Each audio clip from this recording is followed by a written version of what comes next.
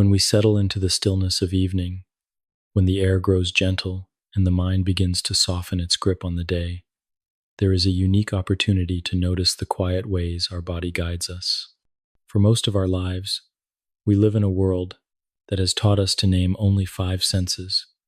We grow up reciting them in childhood classrooms: sight, hearing, taste, smell, and touch. These 5 stand like pillars in the way we describe the human experience. They appear in poems, in philosophy, in everyday speech. We say that someone has a keen eye, a sharp ear, or a delicate sense of taste. We marvel at aromas rising from a kitchen, or the texture of fabric beneath the fingertips. These 5 senses seem to form the foundation of our awareness, as if they alone build the world we inhabit. And yet, beyond this familiar handful of senses lies a hidden realm, a web of silent signals and constant adjustments that sustain our lives without fanfare. These are the senses that rarely make their way into the stories we tell, even though they are working for us every moment, from the instant we are born until the last breath we take. The truth is that the human body is far more perceptive than we are often taught to believe. The senses extend beyond those 5 celebrated gateways. They include the delicate balance maintained in the inner ear, the quiet awareness of where our limbs rest even in darkness, the constant monitoring of temperature, the signals of pain that protect us from harm, and the deeply internal senses that regulate blood. To begin reflecting on these hidden guardians, it helps to ease into a slower rhythm. Imagine yourself in a calm space, perhaps reclining, the weight of your body sinking into a surface that supports you completely. As the breath rises and falls in its natural tide, notice that even without trying, your body is already sensing, already adjusting, already keeping you safe. You are not consciously thinking about your blood pressure, and yet your vessels and heart are in silent conversation. You are not directing the fine balance of fluids in your inner ear, yet those tiny systems stand ready to guide you the moment you rise to your feet. The beauty of these senses is not just their subtlety, but their constancy. They do not rest, even when you drift into sleep. Throughout history, philosophers have debated the true number of senses. Aristotle, writing in ancient Greece, listed 5, and that framework became deeply rooted in Western thought. It was simple, memorable, and easy to pass along, but the body is never limited by the neat categories of philosophy. Scientists and physicians gradually began to observe that there are more channels of perception, more ways of gathering information about both the external world and the inner state of the body. By some counts, humans have as many as 20 or more distinct senses. Each one is like a soft thread woven into the tapestry of awareness, invisible when viewed alone, but essential in creating the full fabric of experience. Consider how you move through the world when the lights are out. You walk through a familiar room in darkness, and although your eyes can see nothing, your body still knows where your hands are, how high to lift your foot, how to find the door frame. This is proprioception at work, the sense of body position. Without it, we would stumble at every step. Or think of how you instinctively pull your hand away from something hot before you even think about it. That is nociception, the sense of pain, which protects the body from harm before the conscious mind even catches up. Each of these lesser-known senses carries a story of protection, of constant care. They are not designed to bring delight in the way that taste or smell can. Instead, they serve to maintain balance, safety, and survival. They are like quiet guardians, standing in the background of your awareness, letting the world feel stable so you can focus on other things. The brain rarely overwhelms us with these signals unless they demand attention. Only when balance is disrupted do we notice the spinning disorientation of dizziness. Only when temperature regulation falters do we feel the chill that makes us shiver or the heat that brings sweat to the surface. In most moments, these senses whisper, not shout.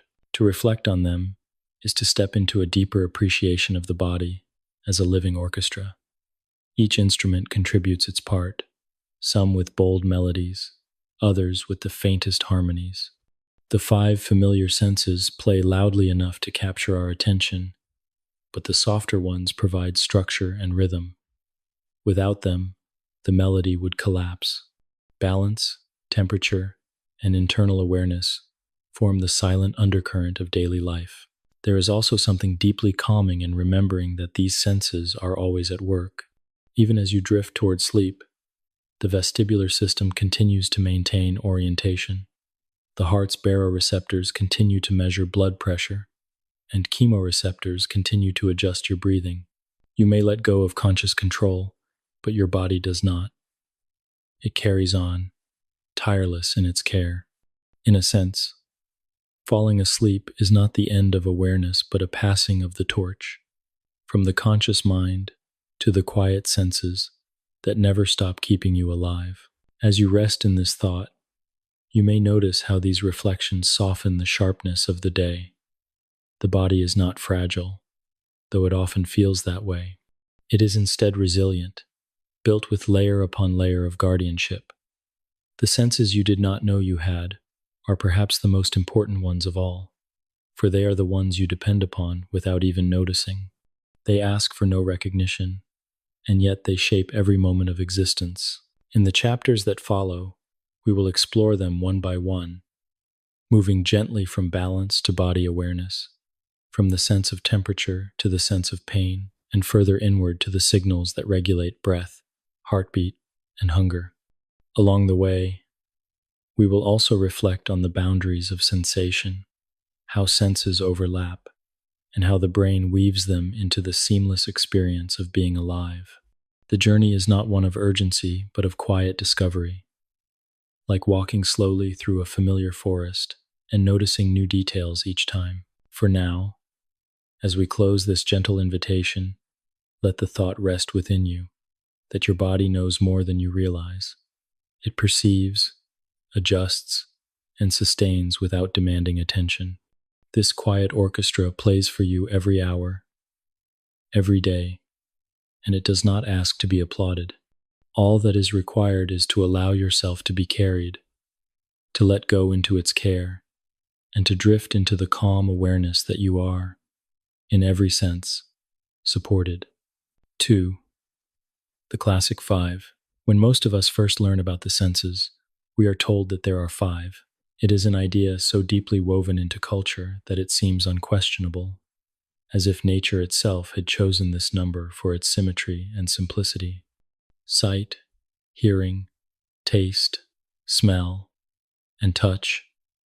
These 5 pillars form the framework of our early understanding of how human beings connect with the world.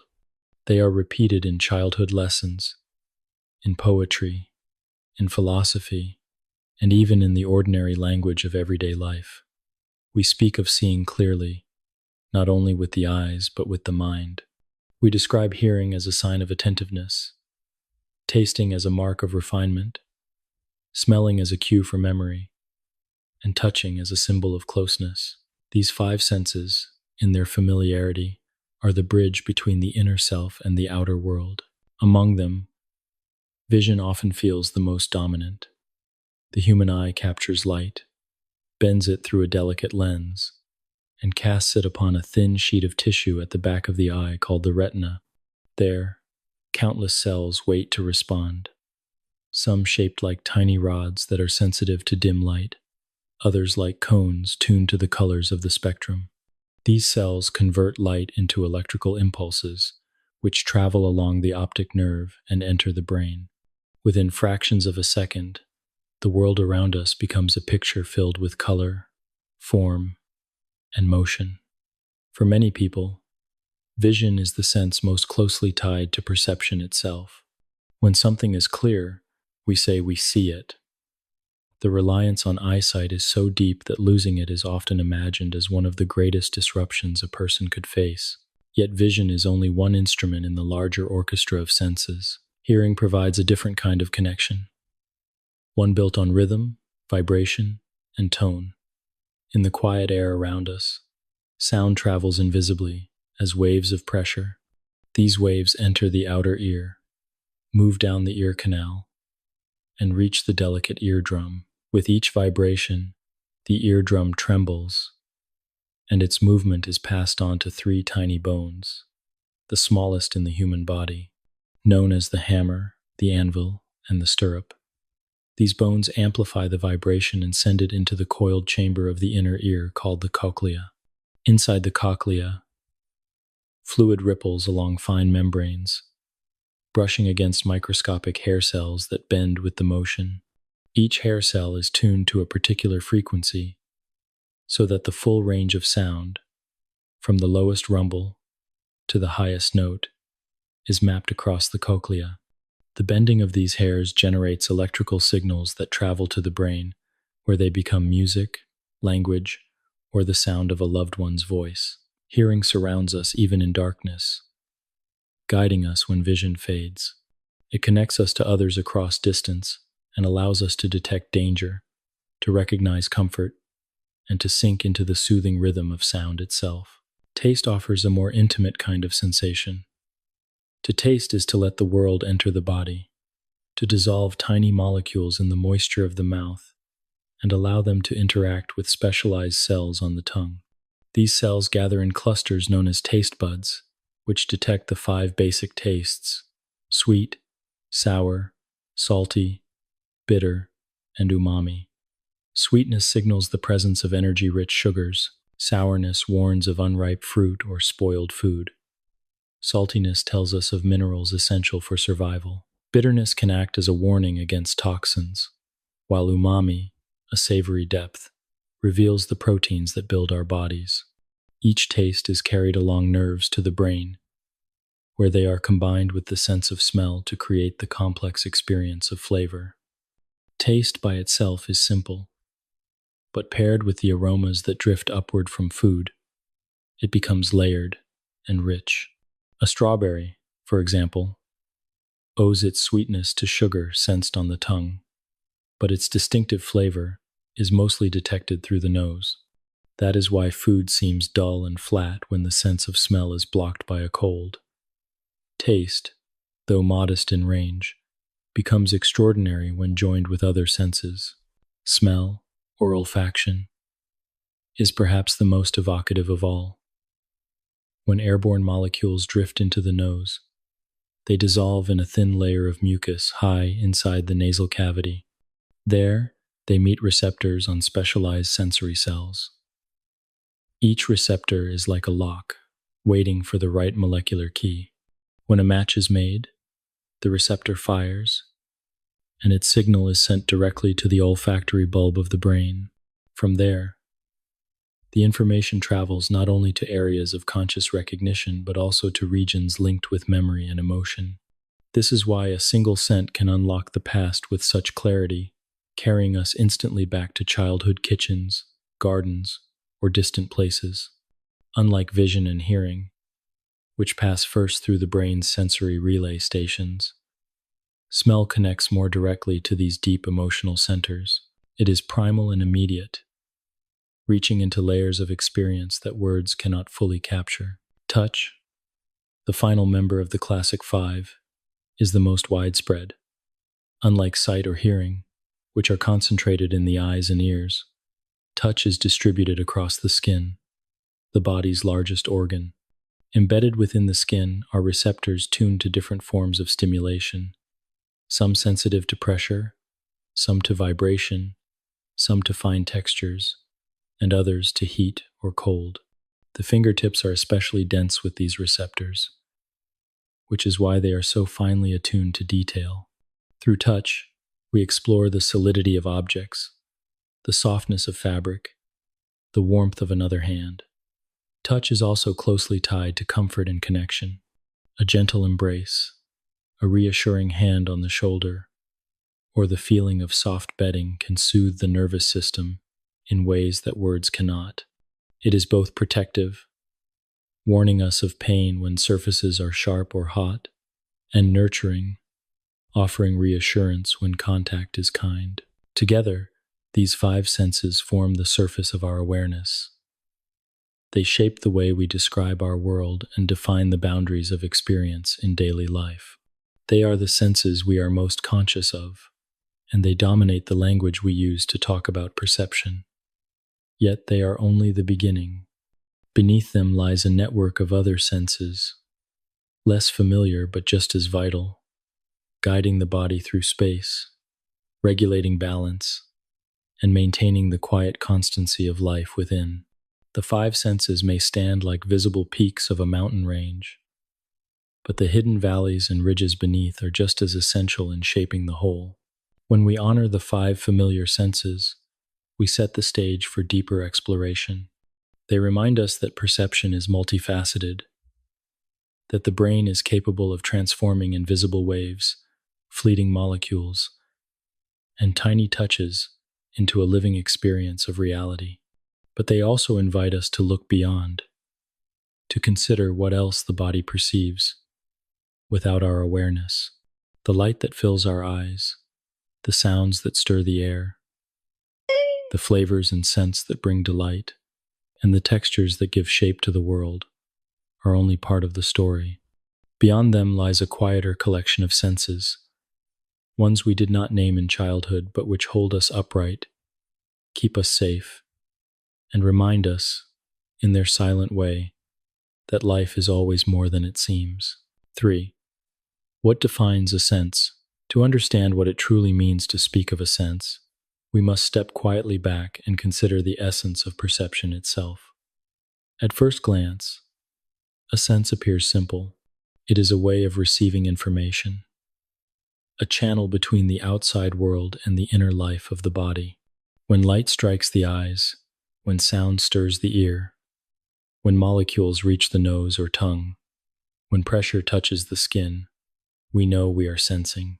Yet beneath this simplicity lies a deeper question. What qualifies as a sense?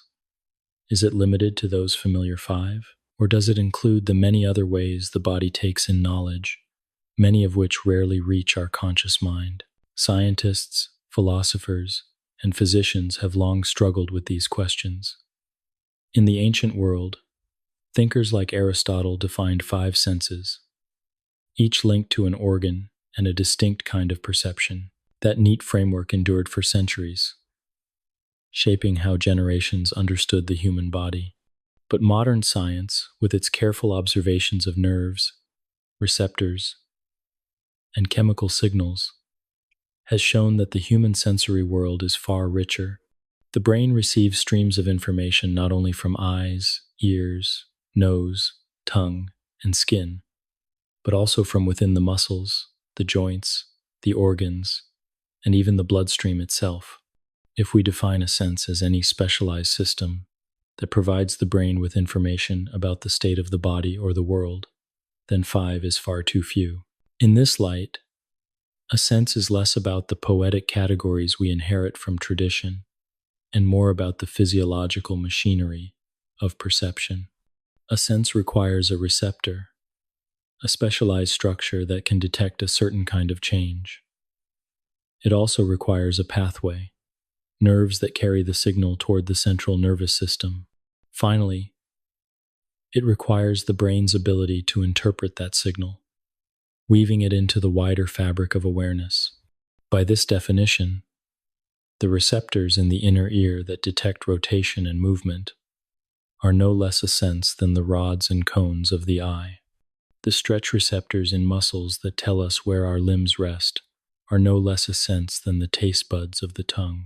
The baroreceptors that feel the pressure of blood within arteries are no less a sense than the olfactory receptors that recognize a rose. The boundaries, however, are not always clear.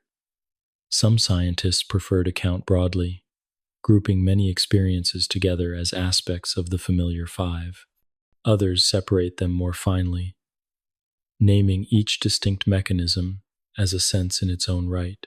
For example, some classify the ability to feel hot and cold as part of touch, while others recognize it as thermoreception, a separate and vital channel. Similarly, some describe pain as merely a form of touch, while others consider nociception an independent sense. because its receptors and pathways are unique. The disagreements arise not from confusion but from the complexity of the nervous system. Nature does not draw strict lines between categories. It builds overlapping systems, blending them together into one continuous awareness. If we let go of rigid numbers, we may find that the body possesses at least a dozen or more senses. Some researchers list as many as 20.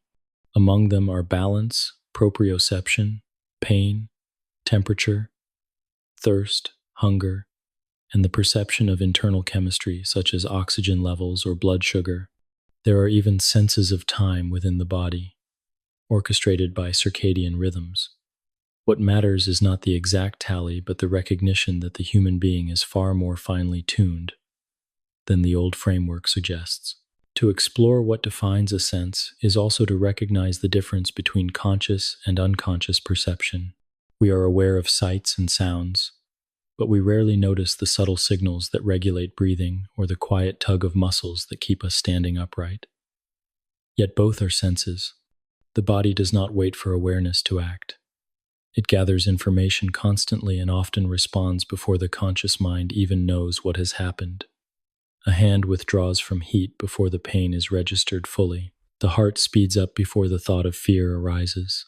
The lungs draw deeper breaths when oxygen dips, even if we never pause to wonder why. These hidden senses are guardians of survival, operating beneath awareness. And it is only when they falter that we truly notice them. Philosophers sometimes draw a distinction between sensation and perception. Sensation is the raw input, the vibration of air, the flicker of light, the molecule of scent. Perception is the interpretation, hearing the sound as music, seeing the light as a tree, recognizing the scent as a memory of childhood. The senses are the foundation of sensation, but the brain transforms them into perception. This transformation is so seamless that we forget the distinction. We say we hear a bird singing, when in truth our ears register only waves of air pressure, and the brain translates them into a song. Similarly, we say we see a sunset, though what our eyes detect is light of varying wavelengths, and it is the brain that paints the scene with warmth and color. In this way, senses are not just about detecting signals. They are about creating a world from those signals. The question of what defines a sense also invites us to think about how fragile and variable they are. No two people experience the world exactly alike. Some have sharper vision or finer hearing. Others may lack certain receptors altogether, such as those who cannot taste bitterness or who are unable to detect particular odors. For them, the sensory world is not diminished so much as different, a reminder that perception is always personal. Even within the same body, senses can change over time. Eyes grow weaker with age, hearing becomes less precise, taste buds diminish, and the sense of smell may fade. Meanwhile, other senses may grow more refined through practice, as when musicians develop keen auditory discrimination or athletes sharpen proprioception. It is also worth considering how senses interact. They rarely work in isolation. Flavor is not only taste, but also smell, touch, and even sound, as the crunch of food enhances its impression. Balance relies not only on the inner ear, but also on vision and proprioception. Pain is often colored by emotional state, by past experience, and by the brain's interpretation of the signal. This blending, called multisensory integration, makes the boundaries of each sense even more difficult to draw. It is not merely that we have many senses. It is that they work together to form a seamless experience of reality. When we ask what defines a sense, we are not only asking a biological question, but also a philosophical one. To sense is to know, and to know is to live within a world that feels real. The senses are the threads from which the fabric of reality is woven. Without them, the world dissolves into absence. With them, the world takes on color, shape, rhythm, and meaning. To name them is to acknowledge their presence, but to reflect upon them is to appreciate their depth. The five familiar senses have long held our attention, but the hidden ones remind us that life is supported not just by what we notice, but also by what we overlook. As we move deeper into this exploration, we carry with us the understanding that a sense is any way in which the body gathers information and offers it to the mind. Some senses delight us with vivid impressions, others guard us with subtle vigilance. All of them together form the quiet orchestra of perception. To live is to be surrounded by them, carried by them, and shaped by them, whether we are aware of it or not. To ask what defines a sense is, in the end, to marvel at the richness of being alive, for the answer is not limited to 5 or 10 or even 20. The answer is that to sense is to exist, and to exist is always to sense. 4. The hidden symphony of the nervous system. The human nervous system is like a vast and delicate orchestra, one in which every instrument plays continuously, often without our awareness. At its center lies the brain, a remarkable conductor, and branching outward are countless pathways of nerves, each carrying signals that keep the body informed and balanced. To think of the senses without thinking of the nervous system is to imagine music without strings, percussion, or wind. They are inseparable. For every sensation we experience, there is a complex web of nerve cells translating the outside world and the internal environment into patterns of electrical impulses that the brain can understand. The nervous system begins with specialized receptors, each finely tuned to a particular kind of stimulus. Some respond to light, others to sound, still others to pressure, temperature, or the stretching of a muscle. These receptors are scattered across the body, embedded in the eyes, ears, skin, muscles, and organs.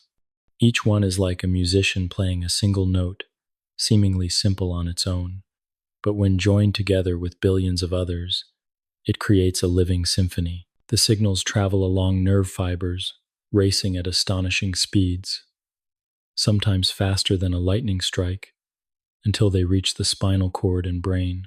There, the brain processes and interprets them, layering meaning upon raw sensation, turning vibrations into voices, colors into landscapes, pressure into comfort, and internal signals into steady rhythms of life. It is striking to realize how much of this activity happens beyond our conscious notice. As you sit or lie quietly, your nervous system is alive with information. Tiny receptors in the soles of your feet register the weight of the body against the ground or bed. Stretch receptors in the muscles quietly monitor posture. Thermoreceptors in the skin compare the warmth of the environment with the heat of the body. Baroreceptors in blood vessels feel the pulse of each heartbeat. Chemoreceptors in the brainstem measure levels of oxygen and carbon dioxide, adjusting the rhythm of breath. Even if you are lost in thought, drifting towards sleep, or unaware of your surroundings, these signals never cease. They maintain homeostasis, the fragile equilibrium that makes life possible. Like background music that never stops playing, the nervous system is not simply a highway of messages, but a complex network that integrates and filters information. If it tried to bring every signal into awareness, the mind would be overwhelmed.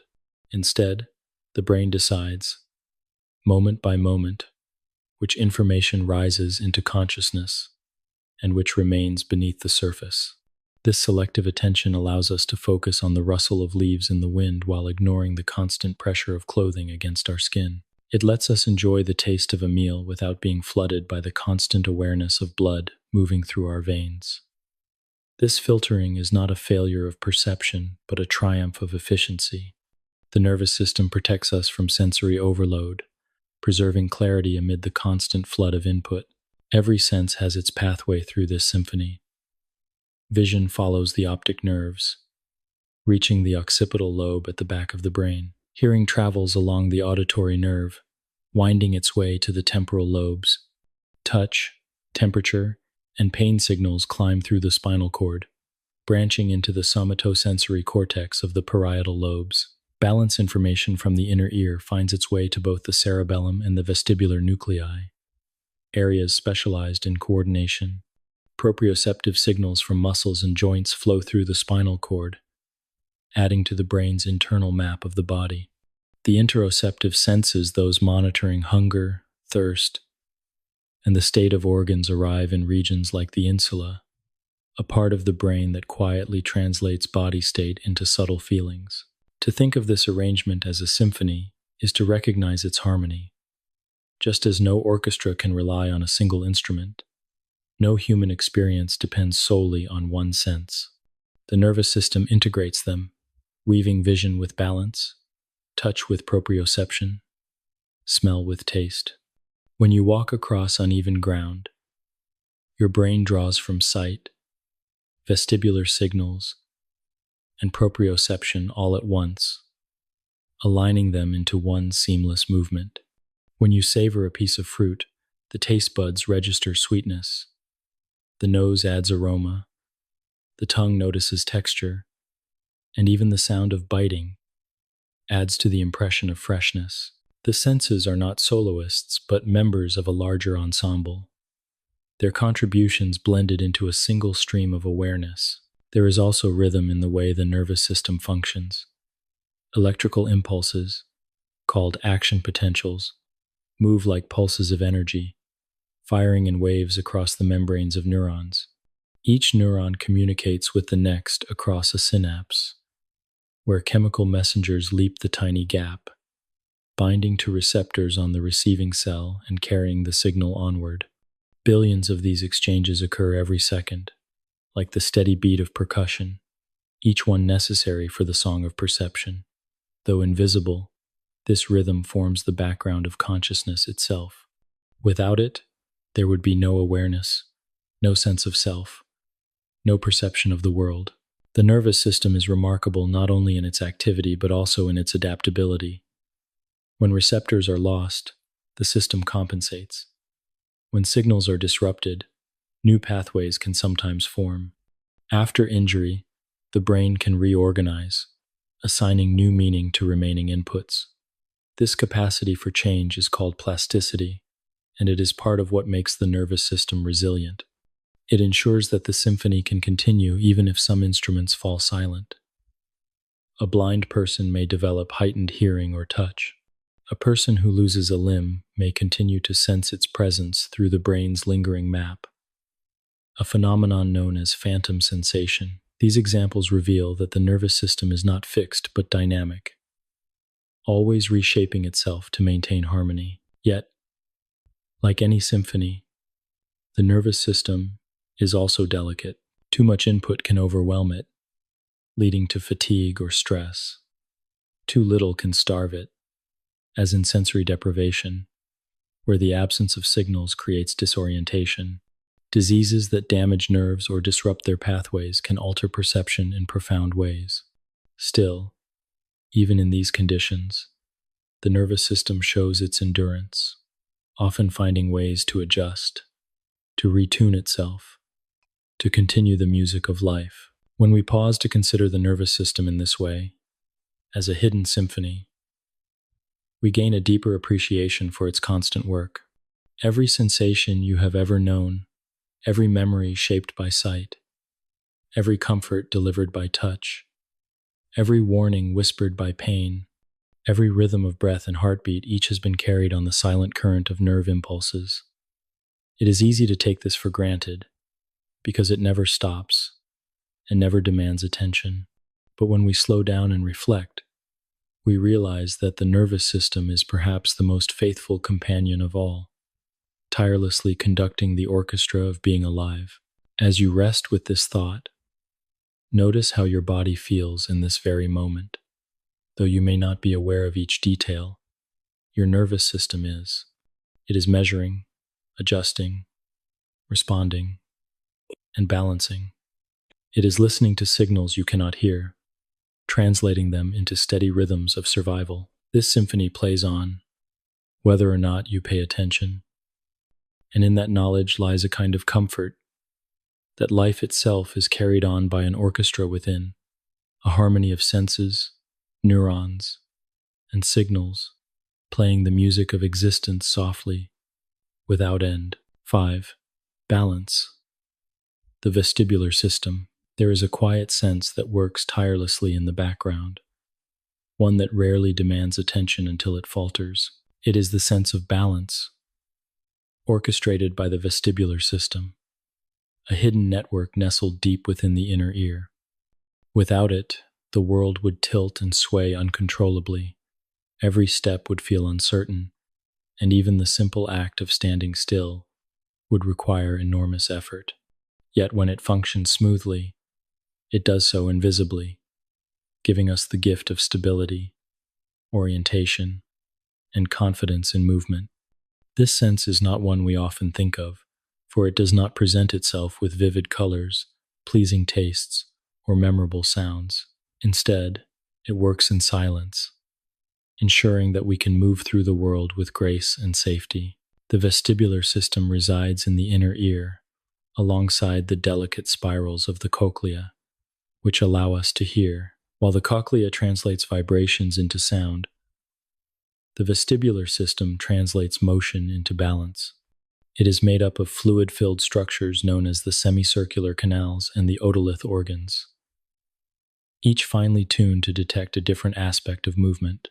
The semicircular canals, 3 in number, are arranged at right angles to one another, like the 3 axes of space, up and down, side to side, forward and backward.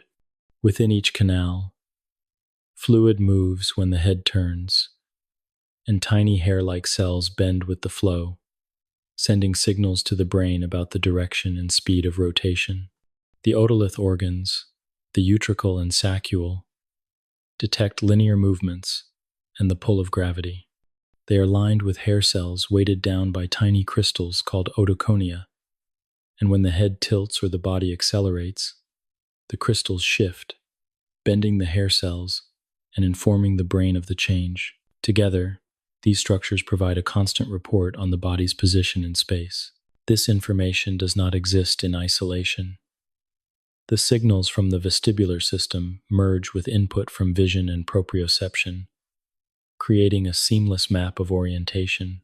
When you walk across uneven ground, your eyes scan the path ahead. Your muscles tell you how your limbs are moving, and your vestibular system monitors the tilt of your head and the sway of your body. The brain blends these streams of information into one smooth experience of movement.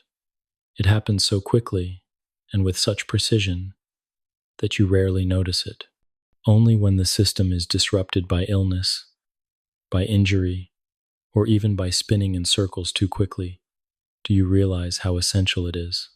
Dizziness, vertigo, and imbalance are reminders of the delicate machinery that usually works so quietly. Balance is not only about movement, but also about stillness. When you stand upright, your vestibular system works continuously to counteract the pull of gravity. The small adjustments you make, shifting weight from one foot to another, are guided by signals from the inner ear.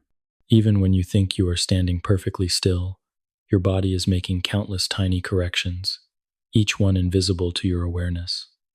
Without these corrections, you would sway and fall. The system operates like an invisible hand, steadying you against the forces of the world. The connection between balance and vision is especially strong. When the head moves, the vestibular system sends signals to the muscles controlling the eyes, allowing them to stabilize the gaze. This reflex, known as the vestibulo-ocular reflex, ensures that your eyes remain focused, even while your head turns. Without it, the world would blur and jump with every movement. The fact that you can read while nodding your head or watch the scenery while walking is thanks to this hidden partnership. The vestibular system does not simply keep you standing. It keeps your world visually stable as well. It is also connected to emotions and well-being in ways that may not be obvious. A disturbance of balance can bring not only dizziness but also nausea, a reminder of how closely the vestibular system interacts with other parts of the body. The sensation of motion sickness, for example, arises when the vestibular system and the eyes send conflicting information to the brain. If the inner ear senses movement but the eyes see stillness, as when reading in a moving car, the brain becomes confused and nausea results. This discomfort, though unpleasant, is another reminder of how seamlessly the senses usually work together. When they agree, the world feels stable. When they conflict, the harmony dissolves. The vestibular system plays a role in more subtle aspects of life as well. It contributes to the sense of orientation, the quiet confidence of knowing which way is up, which way is forward, and how the body fits into its surroundings. It also influences the perception of self-motion, the internal assurance that you are moving through space rather than the world moving around you. These sensations are so fundamental that we rarely think of them. Yet without them, the world would feel strange and disorienting. Disorders of the vestibular system highlight its importance. Vertigo, a condition where the world seems to spin uncontrollably, can be deeply unsettling, even though the body is still. Benign paroxysmal positional vertigo, caused by tiny crystals shifting within the semicircular canals, can create powerful illusions of motion. Other vestibular disorders can affect balance, coordination, and even emotional stability. When balance is lost, daily life becomes a challenge. Standing, walking, and even lying down may feel uncertain. These conditions reveal how much we rely on this hidden sense, and how profoundly its absence is felt. And yet, like all parts of the nervous system, the vestibular system is resilient.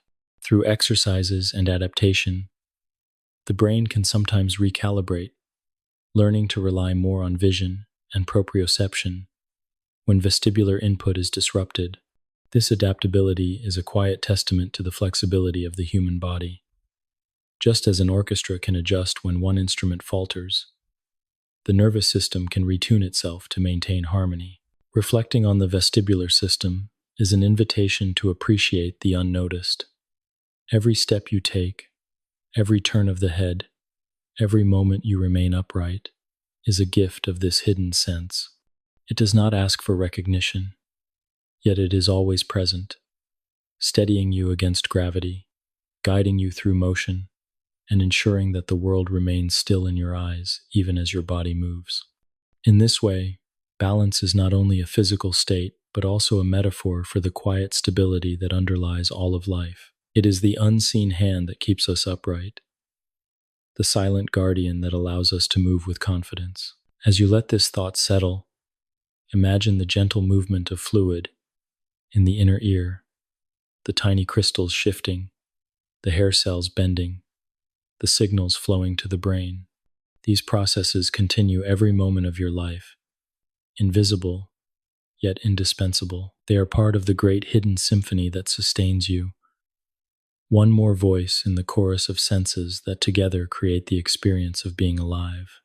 And as you drift into rest, the vestibular system continues its quiet watch, ensuring that even in stillness, you remain balanced in the embrace of the world. 6. Proprioception, the sixth sense of position. There is a sense that guides you even when your eyes are closed, one that allows you to move with assurance through the dark, or reach for an object without looking. It is the sense of position, known as proprioception, sometimes described as the body's sixth sense. While sight tells you what lies ahead and balance keeps you upright, proprioception lets you know where your body is in space at every moment. Without it, even the simplest actions, walking across a room, raising a hand to your face, or sitting upright would become awkward and uncertain. Yet when it works as it should, it is invisible, a steady undercurrent that quietly informs every movement. Proprioception begins with specialized receptors located in muscles, tendons, and joints. These receptors constantly monitor, stretch, tension, and movement. When a muscle lengthens or shortens, when a joint bends or rotates, signals flow instantly to the brain. These signals create a continuous internal map of the body, one that updates with every shift and adjustment. This map allows you to know, without looking, that your arm is raised, that your legs are crossed, or that your fingers are curled. It also allows you to move smoothly, coordinating steps, gestures, and postures without the need for constant, conscious attention. Consider how you walk in darkness through a familiar room. Though your eyes offer little guidance, you do not stumble at every step. Your feet sense the ground. Your joints report their position. Your muscles whisper their stretch. And together these signals allow you to navigate. Or imagine typing on a keyboard without watching your hands. Each finger finds its place not by sight but through the memory of movement and the steady guidance of proprioception. Even in activities as simple as scratching an itch or brushing your hair, proprioception ensures that your hand arrives at exactly the right spot. The sense of position is especially remarkable in how it blends with other senses. Vision and proprioception work together to refine movement, with sight confirming what the body already knows. When vision is removed, as when your eyes are closed, proprioception still allows graceful action, though perhaps with a touch less precision. Balance also works hand in hand with proprioception, as the brain merges input from the inner ear with signals from muscles and joints to keep the body upright. This integration creates the seamless flow of motion that characterizes human movement. Athletes, dancers, and musicians often develop heightened proprioception through practice. A dancer spins and leaps with precision, guided not only by sight and balance, but also by the inner awareness of limb position. A musician plays without needing to look at the instrument, trusting the body's internal map. A gymnast flips and turns in the air, relying on the body's knowledge of its own orientation. These examples reveal the potential refinement of proprioception, how practice can sharpen a sense that is always present but often unnoticed. When proprioception falters, its importance becomes strikingly clear. Certain neurological conditions, injuries, or even temporary states such as numbness can disrupt it. People who lose proprioceptive feedback may find it difficult to walk without looking at their feet, or to perform movements that once felt automatic. The absence of this sense creates disorientation, as if the body no longer belongs entirely to itself. Yet even in these cases, the nervous system may adapt, leaning more heavily on vision or touch to compensate. This adaptability highlights the resilience of the body, its ability to find new ways of navigating the world when one path is lost. Proprioception is also deeply connected to the sense of self. It contributes to the quiet certainty that your body is yours, that it occupies a particular place, and that it moves as you intend. This awareness is so fundamental that it often goes unnoticed, yet it forms the bedrock of identity. To move a hand and know it is your own, to feel the position of your body. Even without looking, these experiences are threads in the fabric of being.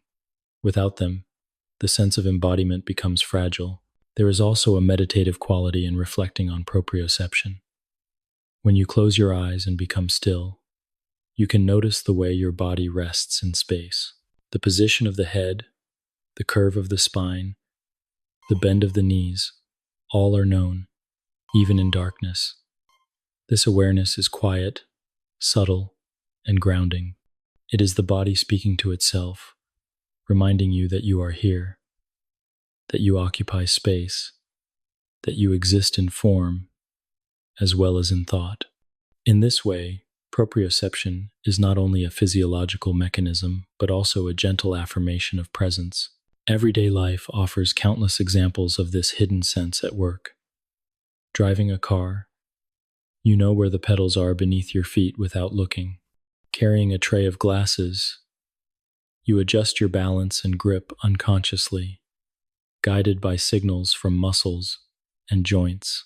Climbing stairs in the dark, your legs lift and lower with confidence, each step informed by proprioceptive feedback.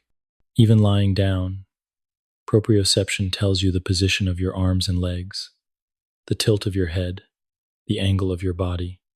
This awareness is continuous, shaping every action and every posture. Like the vestibular system, proprioception operates silently, asking for no recognition. It does not bring colors or flavors or melodies, but it provides something just as vital: the knowledge of where you are and how you move. It is the foundation upon which smooth motion, graceful gesture, and stable posture are built. Without it, life would be filled with stumbling and hesitation. With it, the body moves with quiet assurance, guided by signals that never cease. As you reflect on this sense, imagine the countless receptors spread throughout your muscles and joints, each one reporting on its state. Imagine the flow of signals rising through the spinal cord, reaching the brain, and forming a living map of the body. This map shifts with every breath, every step, every gesture, yet it remains constant enough to guide you.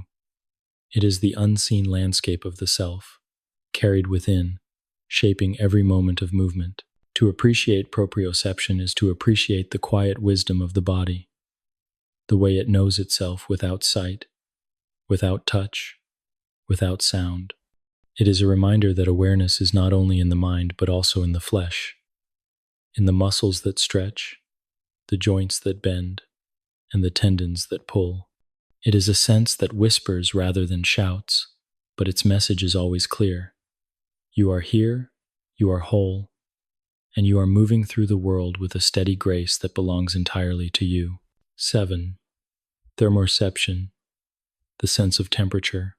There is a subtle awareness that surrounds us always, one that shifts with the seasons, one that signals comfort or discomfort in the quietest of ways.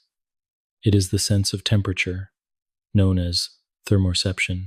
Unlike sight or hearing, it does not draw attention with color or melody, yet it shapes experience in every moment. When you step into the warmth of sunlight after a cool morning, or when you brush your hand against a cold surface, thermoreception is at work. It is the reason you shiver in the winter wind, why you sweat on a summer day, why a warm blanket soothes and a cold drink refreshes. This sense, though often taken for granted, is one of the body's most important protectors, ensuring that life continues within the narrow range where the chemistry of survival can unfold. The body is finely tuned to temperature, for all of its inner processes depend on it. Proteins, enzymes, and cells can function only within certain limits. Too cold, and chemical reactions slow, threatening the rhythm of life. Too hot, proteins begin to unravel, disrupting the structure on which survival depends. Thermoreception is the watchful guardian that prevents these extremes. It works through specialized nerve endings in the skin and within the body. These receptors, known as thermoreceptors, detect changes in temperature and send signals along sensory nerves to the brain. Some are tuned to the cold, firing when skin cools. Others respond to warmth, signaling when heat rises. Together they provide a map of temperature across the body's surface, a silent conversation between the world outside and the life within. The brain receives these signals and interprets them, weaving them into the experience of hot or cold. Yet the brain does more than register. It responds. If the skin cools too much, the brain directs muscles to shiver, generating heat. Blood vessels in the skin constrict, preserving warmth by reducing heat loss. If the skin grows too warm, sweat glands are activated, releasing moisture that evaporates and cools the body. Blood vessels expand, allowing heat to radiate outward. In this way, thermoreception is not only a sense but also a regulator, a system of balance known as thermoregulation. It keeps the internal temperature near a steady point, around 37 degrees Celsius. Even when the outside world shifts dramatically, the awareness of temperature extends beyond survival to comfort and emotion. Warmth is often associated with safety, relaxation, and rest. The embrace of another person, the heat of a fire, the coziness of a blanket. All of these soothe the nervous system in ways that go beyond the physical. Cold, meanwhile, can be invigorating, sharpening attention and awakening the body. A cool breeze on a hot day, the refreshing plunge into water, the crisp air of morning, all of these enliven the senses. Thermoreception does not exist apart from feeling. It is woven into the tapestry of human experience, shaping moods, preferences, and memories. This sense also demonstrates the complexity of perception. Temperature is not absolute but relative. The same water may feel warm to one hand and cool to another, depending on what each hand felt before. This is because thermoreceptors respond most strongly to change rather than to steady states. When the skin warms or cools rapidly, the receptors fire more intensely, drawing attention. When conditions stabilize, the signals quiet and awareness fades. This is why a hot bath feels scalding at first but soon grows comfortable, or why a cold room feels biting at entry but less so after a few minutes. The body adapts, always seeking balance between signal and sensation. Thermoreception also plays a role deep inside the body. Receptors in the hypothalamus, a small structure in the brain, monitor the temperature of blood flowing through it. These central thermoreceptors are crucial for detecting even slight changes in core temperature. If the blood grows warmer or cooler than the safe range, the hypothalamus orchestrates responses throughout the body to restore equilibrium. It is like a thermostat, regulating heat with exquisite precision. Even a change of half a degree can trigger adjustments, for within such narrow limits life is sustained. When thermoreception is disrupted, the consequences reveal its importance. Extreme cold can overwhelm the body's ability to maintain heat, leading to hypothermia, where shivering no longer produces enough warmth, and functions begin to slow. Extreme heat can overwhelm cooling mechanisms, leading to hyperthermia, where sweating is insufficient and organs become strained. Even minor disruptions can alter comfort dramatically, as anyone who has endured fever knows. In these moments, the sensitivity of thermoreception is clear. It is not merely a sense of comfort, but a line of defense against the forces of the environment. There are also curious phenomena that show the complexity of temperature perception. The thermal grill illusion, for example, occurs when the skin is touched by alternating warm and cool bars. Instead of feeling two distinct sensations, the brain sometimes interprets the mix as burning pain. This shows how closely thermoreception is tied to nociception, the sense of pain, and how the brain constructs perception not from single signals but from patterns of input. It also reminds us that sensation is never a simple mirror of the world but a creation of the nervous system, shaped by integration and interpretation. In daily life, thermoreception enriches countless experiences. The first sip of hot tea on a cool morning, the coolness of sheets as you slip into bed, the heat of sand beneath bare feet, the chill of metal against the skin. All of these moments are gifts of this hidden sense. They are small reminders that the body is always in dialogue with its surroundings, always aware, always adjusting. Thermoreception is not a loud or dramatic sense, but it colors life in ways that are subtle and profound. To reflect on thermoreception is to recognize the constant guardianship of the body.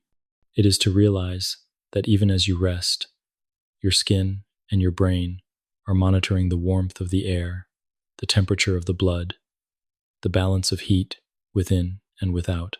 It is to acknowledge the quiet intelligence that ensures survival, comfort, and well-being. Like the other hidden senses, thermoreception does not demand recognition, but it deserves gratitude. It is one more voice in the silent orchestra, playing the soft music of balance, a music that sustains you from birth to the last breath. As you settle into stillness, you may notice the temperature of the air against your skin, the warmth beneath you, the coolness around you. These sensations are not distractions, but gentle reminders of the body's constant awareness. They invite you to rest in the knowledge that you are cared for, that you are supported by senses too quiet to notice. but too vital to live without. And as you drift deeper into calm, the sense of temperature will remain with you, guiding the body gently, keeping the world balanced, soft, and safe. 8. Nociception, the sense of pain. There is a sense that is often regarded as unpleasant, yet it is among the most essential for survival. It is the sense of pain, known as nociception. While sight fills the world with color and hearing fills it with sound, nociception does not offer beauty or delight. Instead, it warns, protects, and demands attention when the body is in danger. Pain is often misunderstood as merely an obstacle to comfort, but in truth it is a guardian, one that shields the body from harm by forcing us to withdraw, to rest, or to seek healing. Without it, life would be fraught with unseen dangers, and injury would pass unnoticed until it became life-threatening. Nociception, though often unwelcome, is a gift of survival. At its foundation, nociception relies on specialized nerve endings known as nociceptors. These receptors are scattered throughout the skin, muscles, joints, and many internal organs. They are tuned not to ordinary sensations but to extremes: intense heat or cold, sharp pressure, or chemical signals of injury. When activated, they send electrical impulses along nerve fibers toward the spinal cord and brain. The brain then interprets these signals, generating the experience we call pain. Unlike other senses, pain is not only a perception of the outside world, but also a signal of the body's own state. It draws attention inward, insisting that something needs to be changed or avoided. Pain comes in many forms. There is the sharp, immediate pain of touching something hot or stepping on a sharp object. This type is transmitted by fast-conducting nerve fibers, alerting you instantly so that you can withdraw before further damage occurs. Then there is the slower, duller ache that follows, carried by different fibers, reminding you that the injured area must be protected and allowed to heal. These layers of pain serve different purposes. The first is a sudden alarm, the second a lingering reminder. Beyond these are visceral pains, the deep and often vague discomfort that arises from internal organs.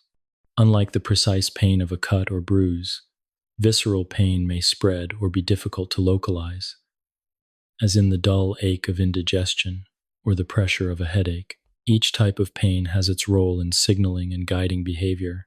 The brain plays a profound role in shaping the perception of pain. While nociceptors provide the raw signals, the brain interprets them in context. The same injury may feel different depending on attention, mood, or circumstance. A soldier wounded in battle may feel little pain until after the danger has passed, the brain suppressing the sensation in favor of survival. An athlete may continue to compete despite injury, the drive of focus dulling awareness. Conversely, when anxiety is high or when attention is drawn inward, even minor discomforts may seem magnified. This variability reveals that pain is not fixed but dynamic, shaped by both body and mind. There is also a distinction between acute and chronic pain. Acute pain arises suddenly, linked directly to injury or illness, and usually fades as healing occurs. It is protective, serving as a signal to withdraw or to rest. Chronic pain, by contrast, lingers beyond healing, sometimes without a clear cause. It can persist for months or years, becoming not just a symptom but a condition of its own. In such cases, the nervous system itself becomes sensitized, continuing to fire even in the absence of ongoing injury. This form of pain can be deeply challenging, for it loses its protective function and instead becomes a burden. Yet even here, the underlying principle remains. Pain is a messenger, though sometimes its message is distorted. The protective nature of nociception is evident when it is absent. Rare individuals are born with congenital insensitivity to pain, a condition in which nociceptors do not function. At first glance, This might seem like a blessing, but in reality, it is profoundly dangerous. Without pain, injuries go unnoticed. Burns, fractures, and infections may progress silently, causing severe harm. Children with this condition often accumulate repeated injuries, for they lack the warning system that others rely upon. Their lives demonstrate, more clearly than any theory, the vital role of pain as a safeguard. Pain also interacts closely with other senses and systems. It is linked with thermoreception, as extreme heat or cold activates nociceptors. It overlaps with touch, for sharp pressure can feel painful, while gentle pressure may soothe. It is tied to emotion, memory, and even social connection.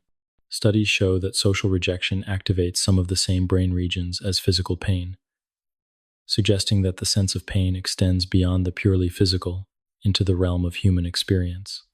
This overlap reminds us that pain is not only a biological signal but also part of the fabric of feeling, shaping how we relate to ourselves and others. Though often viewed as negative, pain can also serve as a teacher. It guides us in avoiding harm, in learning limits, in respecting the fragility of the body. A child who touches a hot surface learns quickly not to repeat the action. A sprained ankle reminds us to slow down and allow healing. Even emotional pain, though different in nature, shapes growth by signaling where care and attention are needed. Pain, in its many forms, is woven into the process of living, teaching as much as it warns. In daily life, nociception manifests in countless small ways. The prick of a thorn, the sting of a scraped knee, the dull ache after long exertion, all are signals of the body's state. They may be uncomfortable, yet each is meaningful. They draw the mind's attention to the body, reminding us that we are physical beings, vulnerable, yet resilient. Pain is often the first sense to be silenced with medicine, but its absence is not always better. Relief may be welcome, but without the guidance of pain, the body loses one of its most important voices. As you reflect on nociception, it may feel curious to regard pain with gratitude, and yet, gratitude is fitting. This sense, though uncomfortable, has likely saved you countless times. It has prevented injuries from worsening, reminded you to protect wounds, warned you away from danger. It is a companion that may speak harshly, but always with purpose. To imagine life without it is to imagine a world without warning, a life lived in peril of unseen harm. Pain is not the enemy, but the guardian, the stern voice that ensures survival. As you rest, consider how even now nociceptors stand watch, ready to alert you to any threat. They are quiet until needed, then insistent, making sure you respond. Their vigilance is part of the hidden symphony of the senses, a voice that demands attention only when safety requires it. In this way, nociception belongs to the deeper harmony of life, a sense not of pleasure but of protection, one that ensures the body remains whole, guiding you safely through the unfolding of existence. 9. Interoception. Listening to the inner world. There is a sense that speaks not of the outer world but of the inner. It is quiet, continuous, and often unacknowledged, yet it forms the foundation of how we experience ourselves from within. This is interoception, the awareness of the body's internal state. It tells us when we are hungry or thirsty, when the stomach is full, when the heart is racing, when the lungs need air.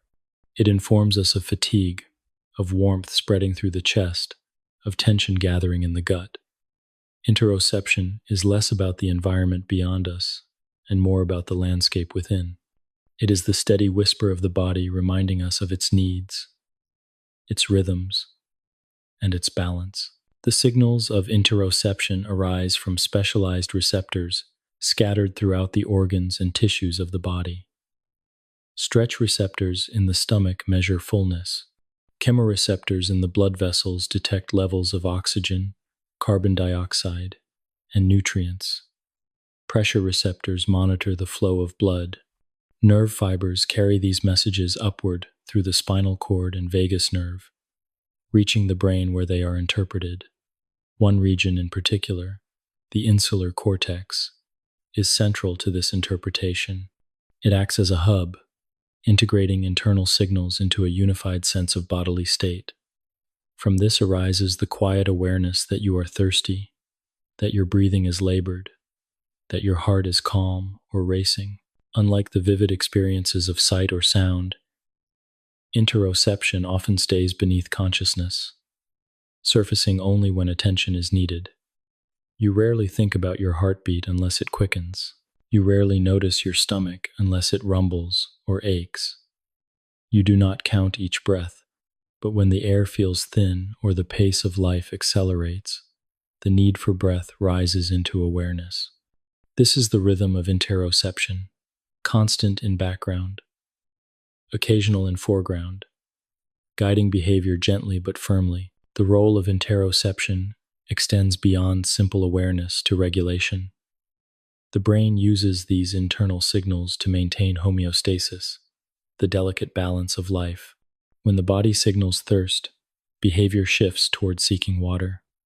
When hunger arises, the search for food begins. When the stomach signals fullness, the meal comes to an end. When the lungs report rising carbon dioxide, the urge to breathe deepens. In this way, interoception links sensation with action, ensuring survival through countless adjustments. It is both a sense and a guide, shaping choices moment by moment. Interoception is also deeply tied to emotion. Many feelings we describe as emotional are also bodily states. Anxiety may be accompanied by a racing heart, a tight chest, or a sinking stomach. Calm may come with steady breath and warmth in the body. Sadness may bring heaviness, while joy may bring lightness. The brain weaves internal sensations together with thoughts, giving rise to what we call feelings. This connection is so intimate that to cultivate awareness of interoception is often to cultivate emotional clarity. To notice the heartbeat, the breath, the subtle stirrings of the gut is to come closer to understanding one's own state of mind.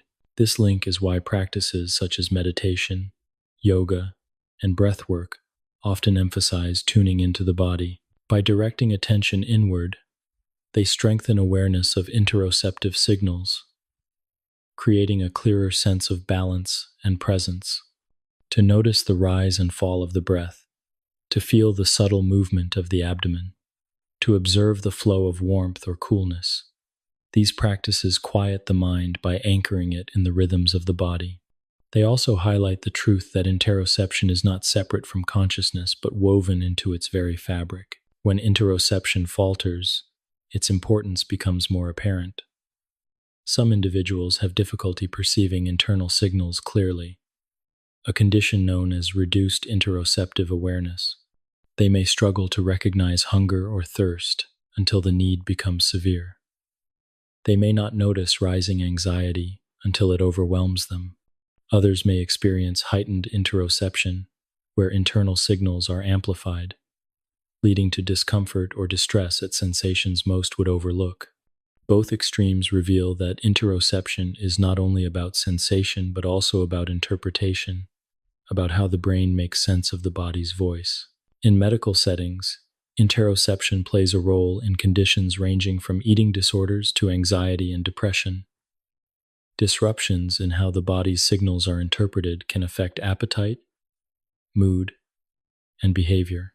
In these cases, restoring balance often involves reconnecting with the body's internal cues, learning to listen again to hunger, thirst, breath, and heartbeat. This highlights that interoception is not only a physiological mechanism, but also a deeply human experience, one that shapes well-being at every level. Daily life is filled with quiet examples of interoception at work: the dry mouth that signals thirst, the heaviness of eyelids that signals fatigue, the quickened pulse before speaking in public, the flutter in the stomach before a significant event. Each is a message from within, guiding behavior, preparing the body, or reflecting the state of the mind. Though subtle, these signals form the foundation of experience, reminding us that living is not only about engaging with the world beyond, but also about caring for the world within. To reflect on interoception is to notice the gentle wisdom of the body. It is to realize that beneath thoughts and perceptions, there is a steady current of signals that keep life in balance. It is to appreciate that hunger, thirst, fatigue, and calm are not distractions but guides. They are reminders that the body is not separate from the self, but an inseparable part of it. To listen to interoception is to listen to life itself, unfolding in rhythms that began long before thought and continue quietly in every moment. As you rest, you may notice some of these signals. Even now, the breath moving in and out, the steady rhythm of the heart, the weight of the body against the surface beneath it. Each of these is interoception, each a reminder of the body's presence. They invite you to let go of the mind's busyness and return to the simplicity of being. In this way, interoception is not only a sense of survival, but also a sense of peace, one that can carry you into stillness and remind you of the quiet harmony within. 10. Breathing and oxygen sensing. Breathing is so constant, so steady, that it often disappears from awareness. The chest rises and falls, air enters and leaves, and life continues. We do not need to think about it for it to happen. Even while asleep, even while distracted, the rhythm persists. This effortless continuity is guided by a sense we rarely acknowledge, a sense that monitors oxygen and carbon dioxide within the blood and adjusts breathing to match the body's needs. This hidden awareness, known as chemoreception, ensures that every cell receives the oxygen it requires and that the waste of carbon dioxide is cleared. It is not a sense of the external world, but of the invisible exchange between body and air. Without it, the simple act of breathing would not keep pace with life's demands. The act of breathing begins with the lungs, but the drive to breathe begins with the brain. Deep within the brainstem lie clusters of neurons that monitor signals from the body. Chemoreceptors in the carotid arteries and aortic arch, positioned like watchful sentinels, constantly measure the levels of oxygen and carbon dioxide in the blood.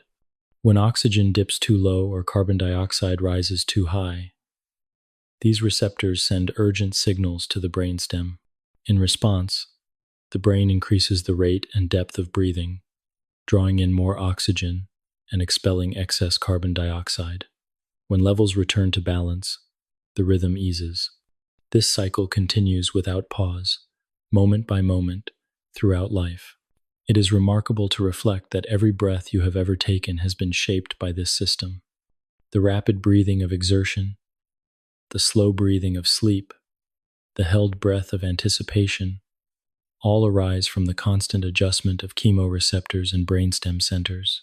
Even sighs and yawns are part of this regulation, resetting breathing patterns when balance falters. What seems to us like a simple act of inhaling and exhaling is in truth a carefully tuned response to the body's internal chemistry.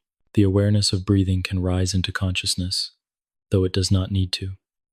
You may notice the breath when you are winded after exercise, or when climbing stairs, or when anxious and short of breath. You may notice it when practicing meditation, deliberately slowing each inhale and exhale. But even when you do not notice, the body notices. It is always listening to oxygen and carbon dioxide, always adjusting. This hidden vigilance is a sense as vital as sight or hearing, though less visible. It ensures that life continues in balance, that tissues are nourished, that the fire of metabolism burns steadily. The body's sensitivity to carbon dioxide is especially striking. A slight rise in carbon dioxide levels triggers a powerful urge to breathe, stronger than the sensation of low oxygen. This is why holding your breath soon feels intolerable, not because oxygen is scarce, but because carbon dioxide accumulates. The receptors respond with urgency, signaling the brain to resume breathing. This response is so strong that it overrides even conscious effort. Divers who train to hold their breath for long periods learn to manage this urge. But for most, the compulsion to breathe is irresistible. It is the body's way of protecting itself, ensuring that balance is restored before danger arises. The sense of breathing is also tied to emotion. Anxiety often heightens awareness of breath, making it feel shallow or restricted. Calmness, by contrast, is mirrored in slow, deep breathing. Practices that focus on the breath, such as yoga, meditation, or simple mindful breathing, tap into this connection, using conscious breath to influence both body and mind. By breathing deeply and steadily, one can calm the nervous system, lower heart rate, and ease tension. This demonstrates that while breathing is largely automatic, it is also uniquely accessible to conscious control. Few other automatic processes can be influenced so directly. In this way, breathing becomes both a necessity and a tool, both a survival mechanism and a path to presence. When the system that senses oxygen and carbon dioxide falters, certain medical conditions can dull the sensitivity of chemoreceptors, making the body less responsive to changes in blood chemistry. Sleep apnea, for example, involves pauses in breathing during sleep, sometimes because the brain fails to send signals to breathe. At high altitudes, where oxygen is scarce, the body must adjust gradually, increasing breathing rate to maintain oxygen supply. Climbers on tall mountains often experience breathlessness, fatigue, and dizziness as the body struggles to balance oxygen intake with the demands of life.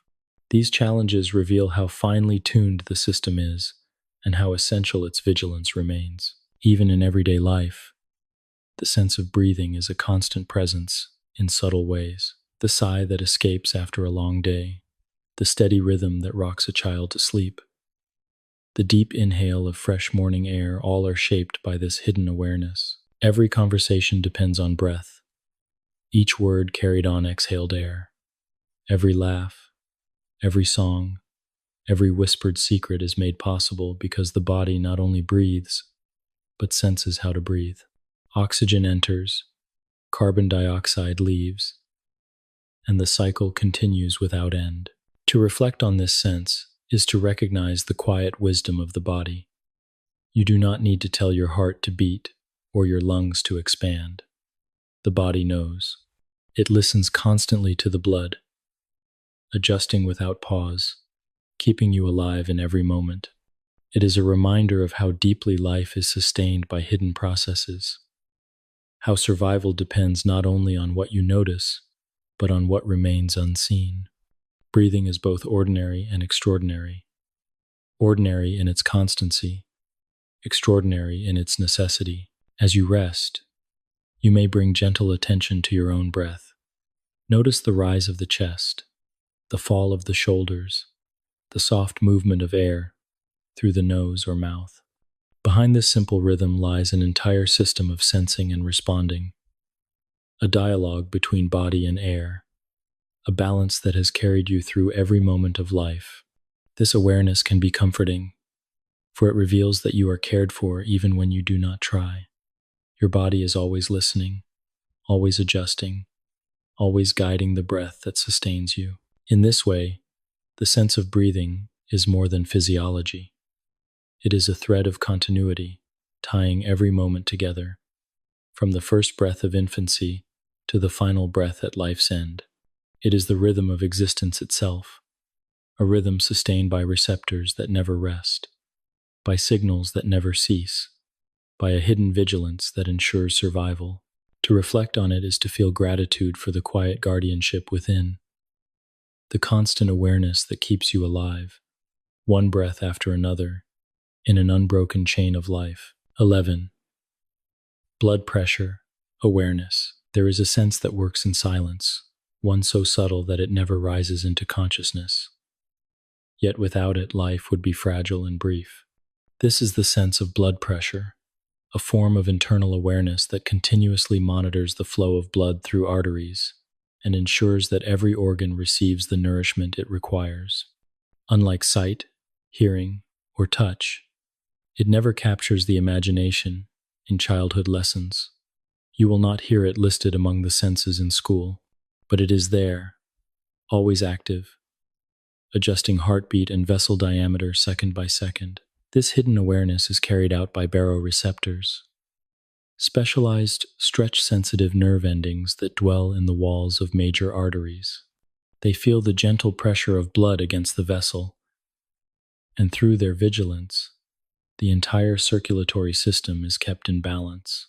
Blood pressure is not merely a number taken at a doctor's office, but a dynamic process, rising and falling with activity, posture, and emotion. When you stand up from rest, gravity draws blood downward, and without immediate correction, the brain might receive too little flow, causing dizziness or fainting.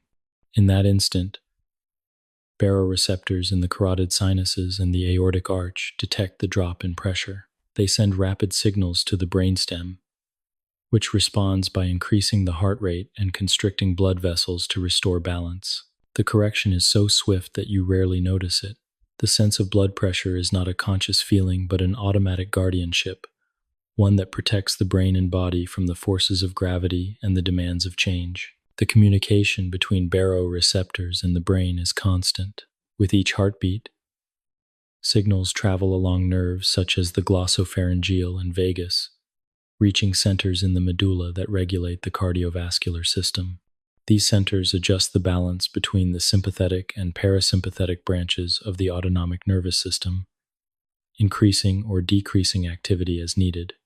If blood pressure rises too high, the brain slows the heart and relaxes vessels, allowing pressure to fall.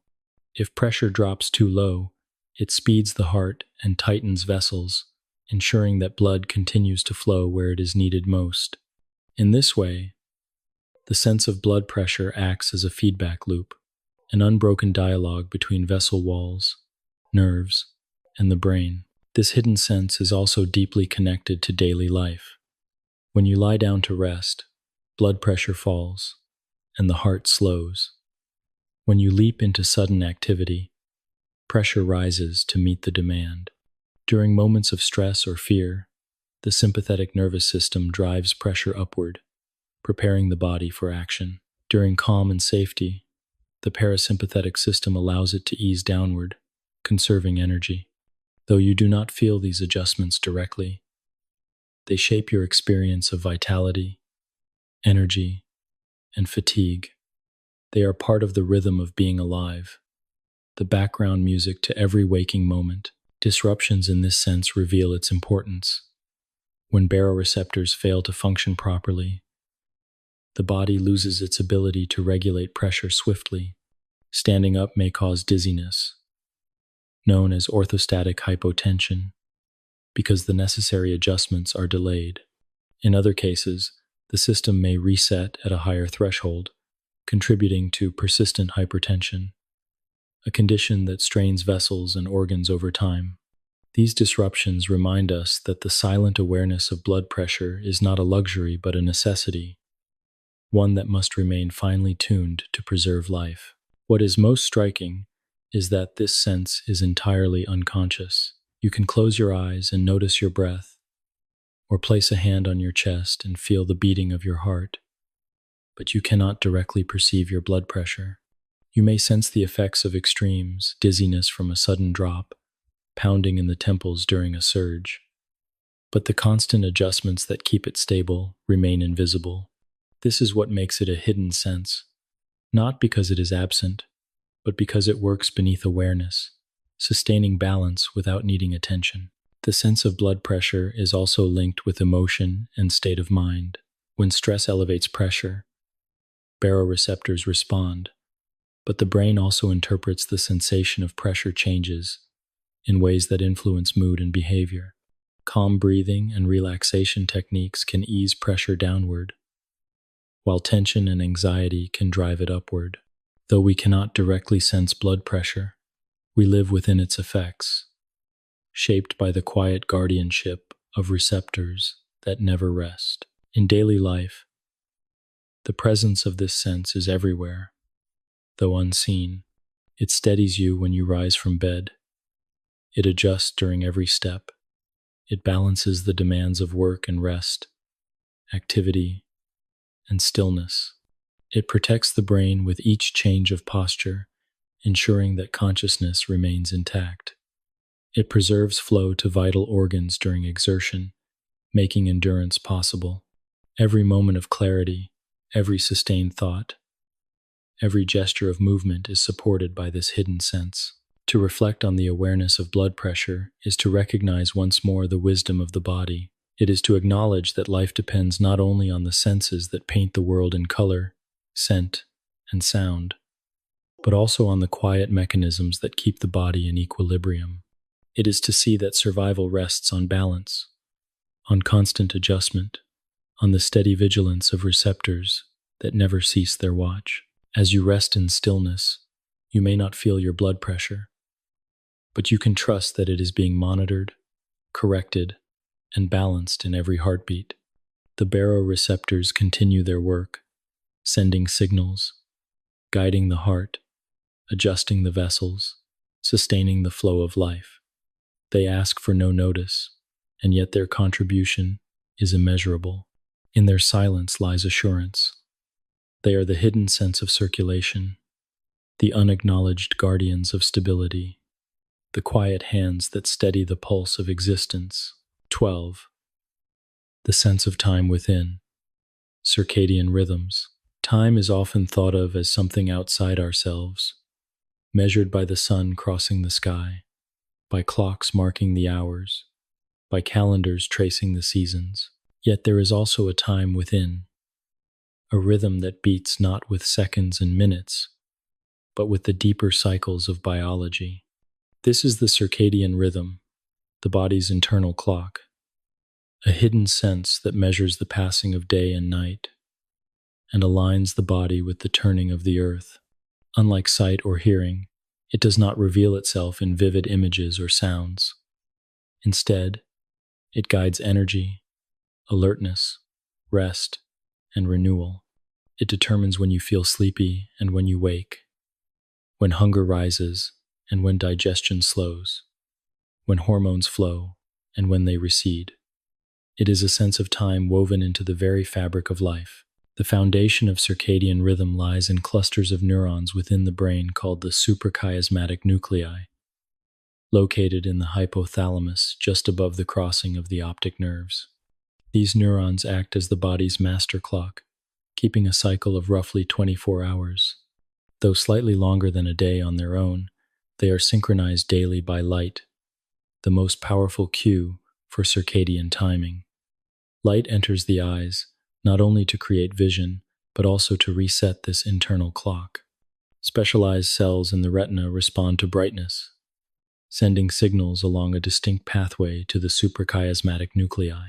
From there, the rhythm of the body is tuned to the rhythm of the world, aligning biology with the rising and setting of the Sunday. This rhythm influences nearly every system of the body.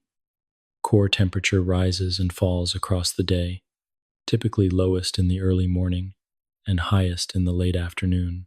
Hormones follow daily cycles.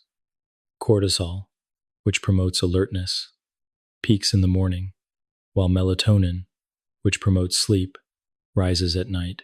Digestive processes ebb and flow, with metabolism more efficient at certain times than others. Even the immune system, the body's guardian against illness, follows circadian patterns, adjusting activity with the cycle of day and night. These rhythms do not merely reflect sleep and wake, but govern the deeper balance of physiology, creating a harmony between body and environment. The experience of circadian rhythm is familiar to all. It is felt in the drowsiness that arrives as evening deepens, in the ease of waking when morning light streams through a window, in the slump of energy during mid-afternoon, in the renewed alertness of early evening. It is felt when travel across time zones creates jet lag, a mismatch between internal rhythm and external day. It is felt in the shift of energy that comes with seasonal changes. When daylight grows long or short, the sense of time within is not abstract but embodied, shaping mood, attention, and vitality. Disruptions of circadian rhythm reveal its importance. Shift work, where waking hours fall during the night and rest during the day, often creates strain as the body struggles to adjust. Sleep may be shallow, digestion unsettled, mood less stable. Long-term misalignment between the internal clock and the external world has been linked with greater risks of illness, underscoring how deeply health depends on harmony with circadian rhythm. Even the familiar grogginess of staying up too late or rising too early is a small reminder of what happens when this hidden sense is ignored. The circadian rhythm is also flexible, adjusting to changes in light and behavior. Over time, the body can adapt to new schedules, though not without effort. This adaptability is essential, for life does not always follow perfect cycles. Yet even within this flexibility, the rhythm remains.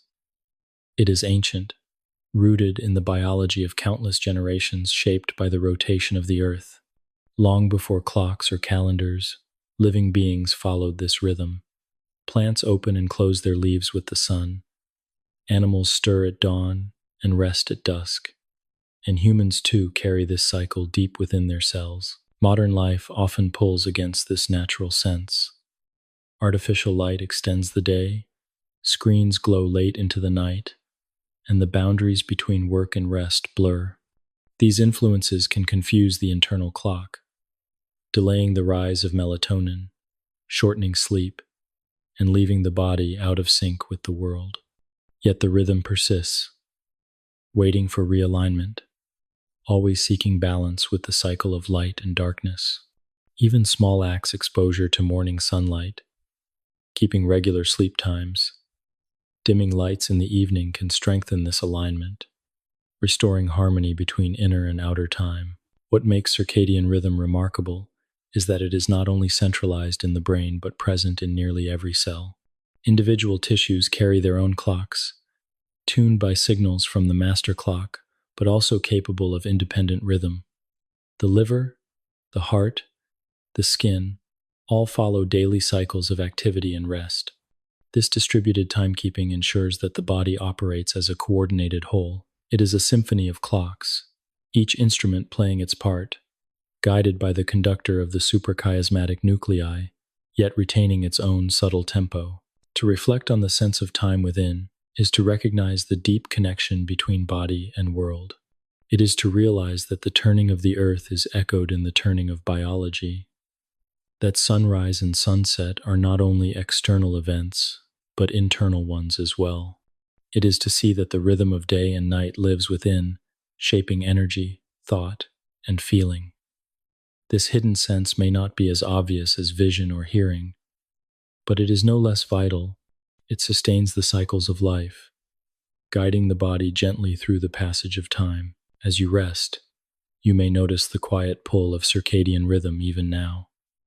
If it is night, drowsiness gathers, guided by the rise of melatonin. If it is morning, alertness grows, guided by the light of day. The rhythm continues, regardless of awareness, steady and ancient, marking time in the silence of the body. It asks for no recognition, yet it shapes existence, carrying you through the days and nights of life. To acknowledge it is to find harmony, to see that you are part of a greater cycle, bound to the world not only by sight and sound, but also by the hidden sense of time itself. 13. The sense of balance in movement. Kinesthesia. There is a sense that allows the body not only to know where it is, but also to flow through movement with grace and fluidity. It is kinesthesia, the awareness of motion itself, sometimes thought of as a close companion to proprioception. While proprioception tells you where your limbs rest in space, kinesthesia tells you how they are moving. It is the sense that guides the smooth rhythm of walking, the arc of an arm reaching outward, the turning of the body as it shifts from one posture to another. Without kinesthesia, movement would feel clumsy and uncertain, as if each action required conscious planning. With it, the body moves as if by instinct, responding to signals that rise and fall without thought. The signals of kinesthesia arise from receptors embedded in muscles, joints, and tendons, much like those of proprioception. These receptors are sensitive not only to position, but to change. When a joint bends, when a muscle stretches, when a tendon tightens, they send information about the speed and direction of movement.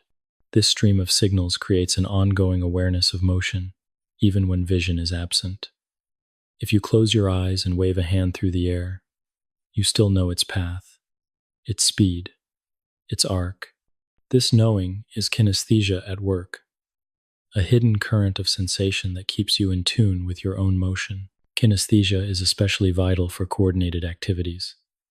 Walking requires not only balance from the vestibular system and position sense from proprioception, but also a fluid awareness of the shifting rhythm of steps. Kinesthesia ensures that the swing of one leg is matched by the placement of the other, that the arms move in counterbalance, that each stride blends seamlessly into the next. Running, dancing, swimming, or playing an instrument all depend on this sense. It allows the movements of muscles and joints to combine into coherent patterns, shaped not by conscious calculation, but by the body's silent awareness. The sense of motion is closely tied to learning. When you practice a skill, such as playing a musical scale or repeating a movement in sport, you are refining kinesthetic awareness. Over time, the body learns the rhythm and flow until the action becomes effortless.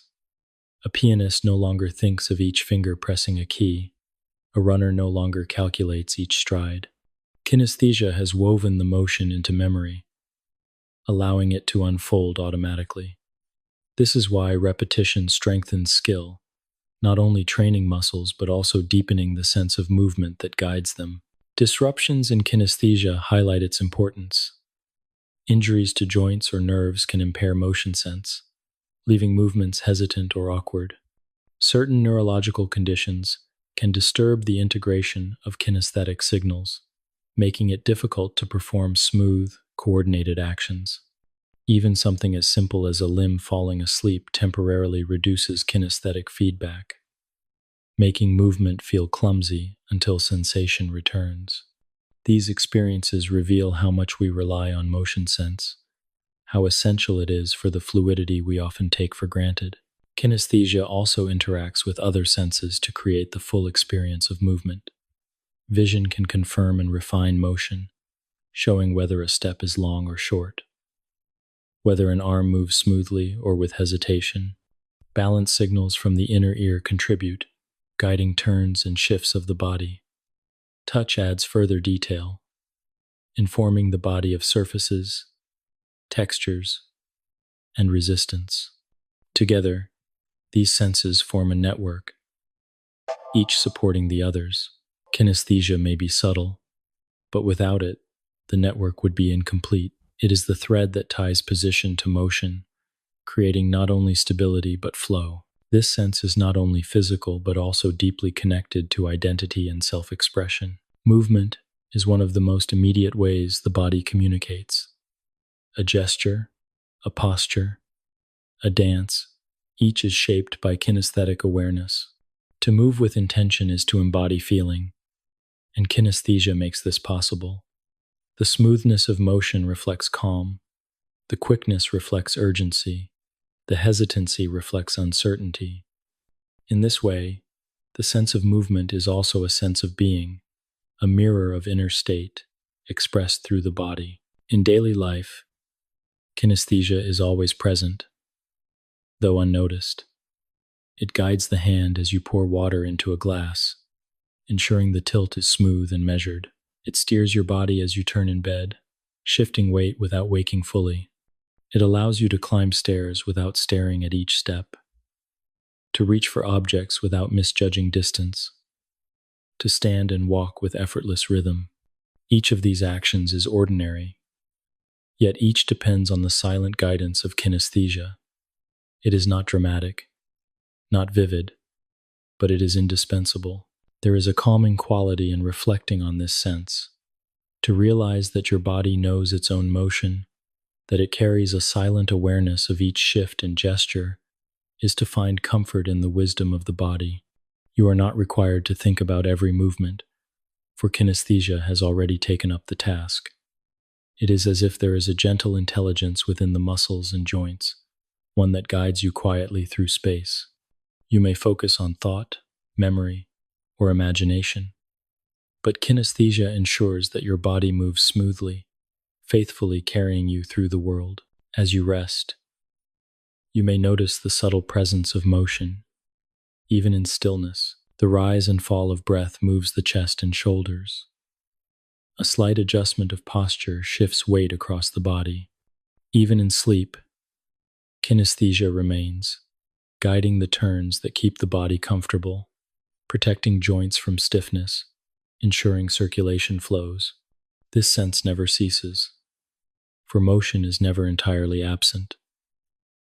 It is one more thread in the tapestry of hidden senses, one more guardian of life's harmony.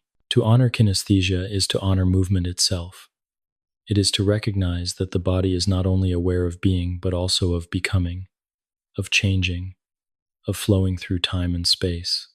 It is to see that life is not static, but motion, and that within this motion lies a quiet awareness that keeps it graceful and whole. Kinesthesia is not a sense we can easily name or describe, yet it is always present, shaping every step, every gesture, every reach of the hand. It is the silent knowledge of motion, the unseen guide that makes living fluid and complete. 14. Touch beyond touch. Pressure, texture, and vibration. When we think of touch, we often imagine it as one simple sense, a broad ability to feel contact with the world through the skin. Yet within this sense lies a remarkable variety, a collection of specialized perceptions that together create the richness of tactile experience. Touch is not a single voice but a choir, one that can whisper the softness of fabric, announce the firmness of stone, or hum with the vibration of sound carried through surfaces. Beneath the skin are countless receptors, each tuned to different qualities: pressure, texture, stretch, and vibration, working together to build a detailed map of the physical world. This tapestry of sensation is so constant that we rarely pause to marvel at its depth, but it is one of the most intimate ways we experience reality. The skin, our largest organ, is the gateway for this spectrum of touch. Spread across its surface are receptors with distinct sensitivities. Some, known as Merkel cells, are tuned to steady pressure and texture. They allow you to feel the ridges of a coin, the weave of cloth, or the subtle edges of a page. Others, like Meissner's corpuscles, are sensitive to light, fleeting touches, and changes in texture. They respond to the brush of a feather, the flutter of a breeze, or the shifting surface of sand. Deeper within the skin lie Pacinian corpuscles, which are tuned to vibration and rapid changes in pressure. They let you feel the purr of a cat through your hand, the rumble of distant thunder transmitted through the ground, or the faint tremor of a mobile phone against your palm. Still others, known as Ruffini endings, detect the stretching of skin, informing you of movement and grip. Each receptor plays a different part, but together they weave a continuous fabric of tactile awareness. Pressure is one of the most fundamental aspects of touch. It tells us not only that something is there, but how firmly it presses against the body. It allows us to grasp objects with the right force, firm enough to hold, gentle enough not to crush. The precision of this sense is extraordinary. You can feel the difference between smooth paper and one with the faintest texture, between the firmness of ripe fruit and one just beginning to soften. Pressure gives solidity to the world, reminding us of its shapes and boundaries. Texture adds another layer of richness. Through the sensitivity of the skin, we distinguish silk from wool, wood from stone, polished glass from rough sandpaper. This sense of texture shapes much of daily life, from the comfort of clothing to the utility of tools. It also shapes memory and emotion. The texture of a favorite blanket may evoke comfort, while the grain of worn wood may recall places of familiarity. The detail our skin can perceive is astonishing, so fine that even the smallest ridges on a surface can be felt by the fingertips. This sensitivity is not only functional but also deeply human, linking us to the material world in subtle, intimate ways. Vibration is perhaps the most overlooked aspect of touch, yet it plays a crucial role in communication and awareness. Pacinian corpuscles can detect vibrations as subtle as a faint hum, or as strong as the resonance of heavy machinery. Through vibration, we sense not only the surface of objects but their movement and energy. Musicians rely on vibration to feel sound through instruments. Dancers sense rhythm through the floor, and craftspeople judge tools by the tremor of their blades. Vibration adds dynamic quality to touch, turning the static into the alive, the still into the moving. It is the hidden music of tactile experience. The distribution of touch receptors across the body is not uniform. The fingertips, lips, and face are dense with receptors, making them extraordinarily sensitive. A blind person reading Braille relies on this sensitivity, distinguishing raised dots with ease. The back, by contrast, has far fewer receptors and is less precise in locating touch. This uneven distribution reflects function. Where fine detail is needed, such as in the hands for manipulation or the lips for speech and feeding, touch is keen. Where it is less critical, sensitivity recedes. This creates a map of the body's priorities, shaped by the silent logic of survival. Touch beyond touch also plays a role in social connection. A gentle hand on the shoulder, the firmness of a handshake, the warmth of a hug, all convey meaning beyond words. These gestures soothe, reassure, and connect. The receptors that detect pressure and texture are not only instruments of perception, but also of relationship. They bind us to one another, carrying comfort and trust through simple contact. This social dimension of touch is one of its most profound aspects, reminding us that sensation is not only about objects but also about connection. When the sense of touch falters, its importance becomes more vivid. Nerve damage, injury, or certain medical conditions can dull tactile sensation, leaving objects feeling indistinct or movements awkward. Without touch feedback, gripping and manipulating objects becomes difficult. The world feels less detailed, less immediate. Some conditions heighten touch sensitivity instead, making light contact feel uncomfortable or overwhelming. These variations reveal the delicate balance of tactile perception, the way it shapes not only utility but also comfort and well-being. Daily life is filled with countless small encounters with this spectrum of touch. The feeling of keys beneath the fingers as you type, the texture of food as you eat, the weight of a pen, the vibration of footsteps across a wooden floor, all are gifts of tactile receptors working together.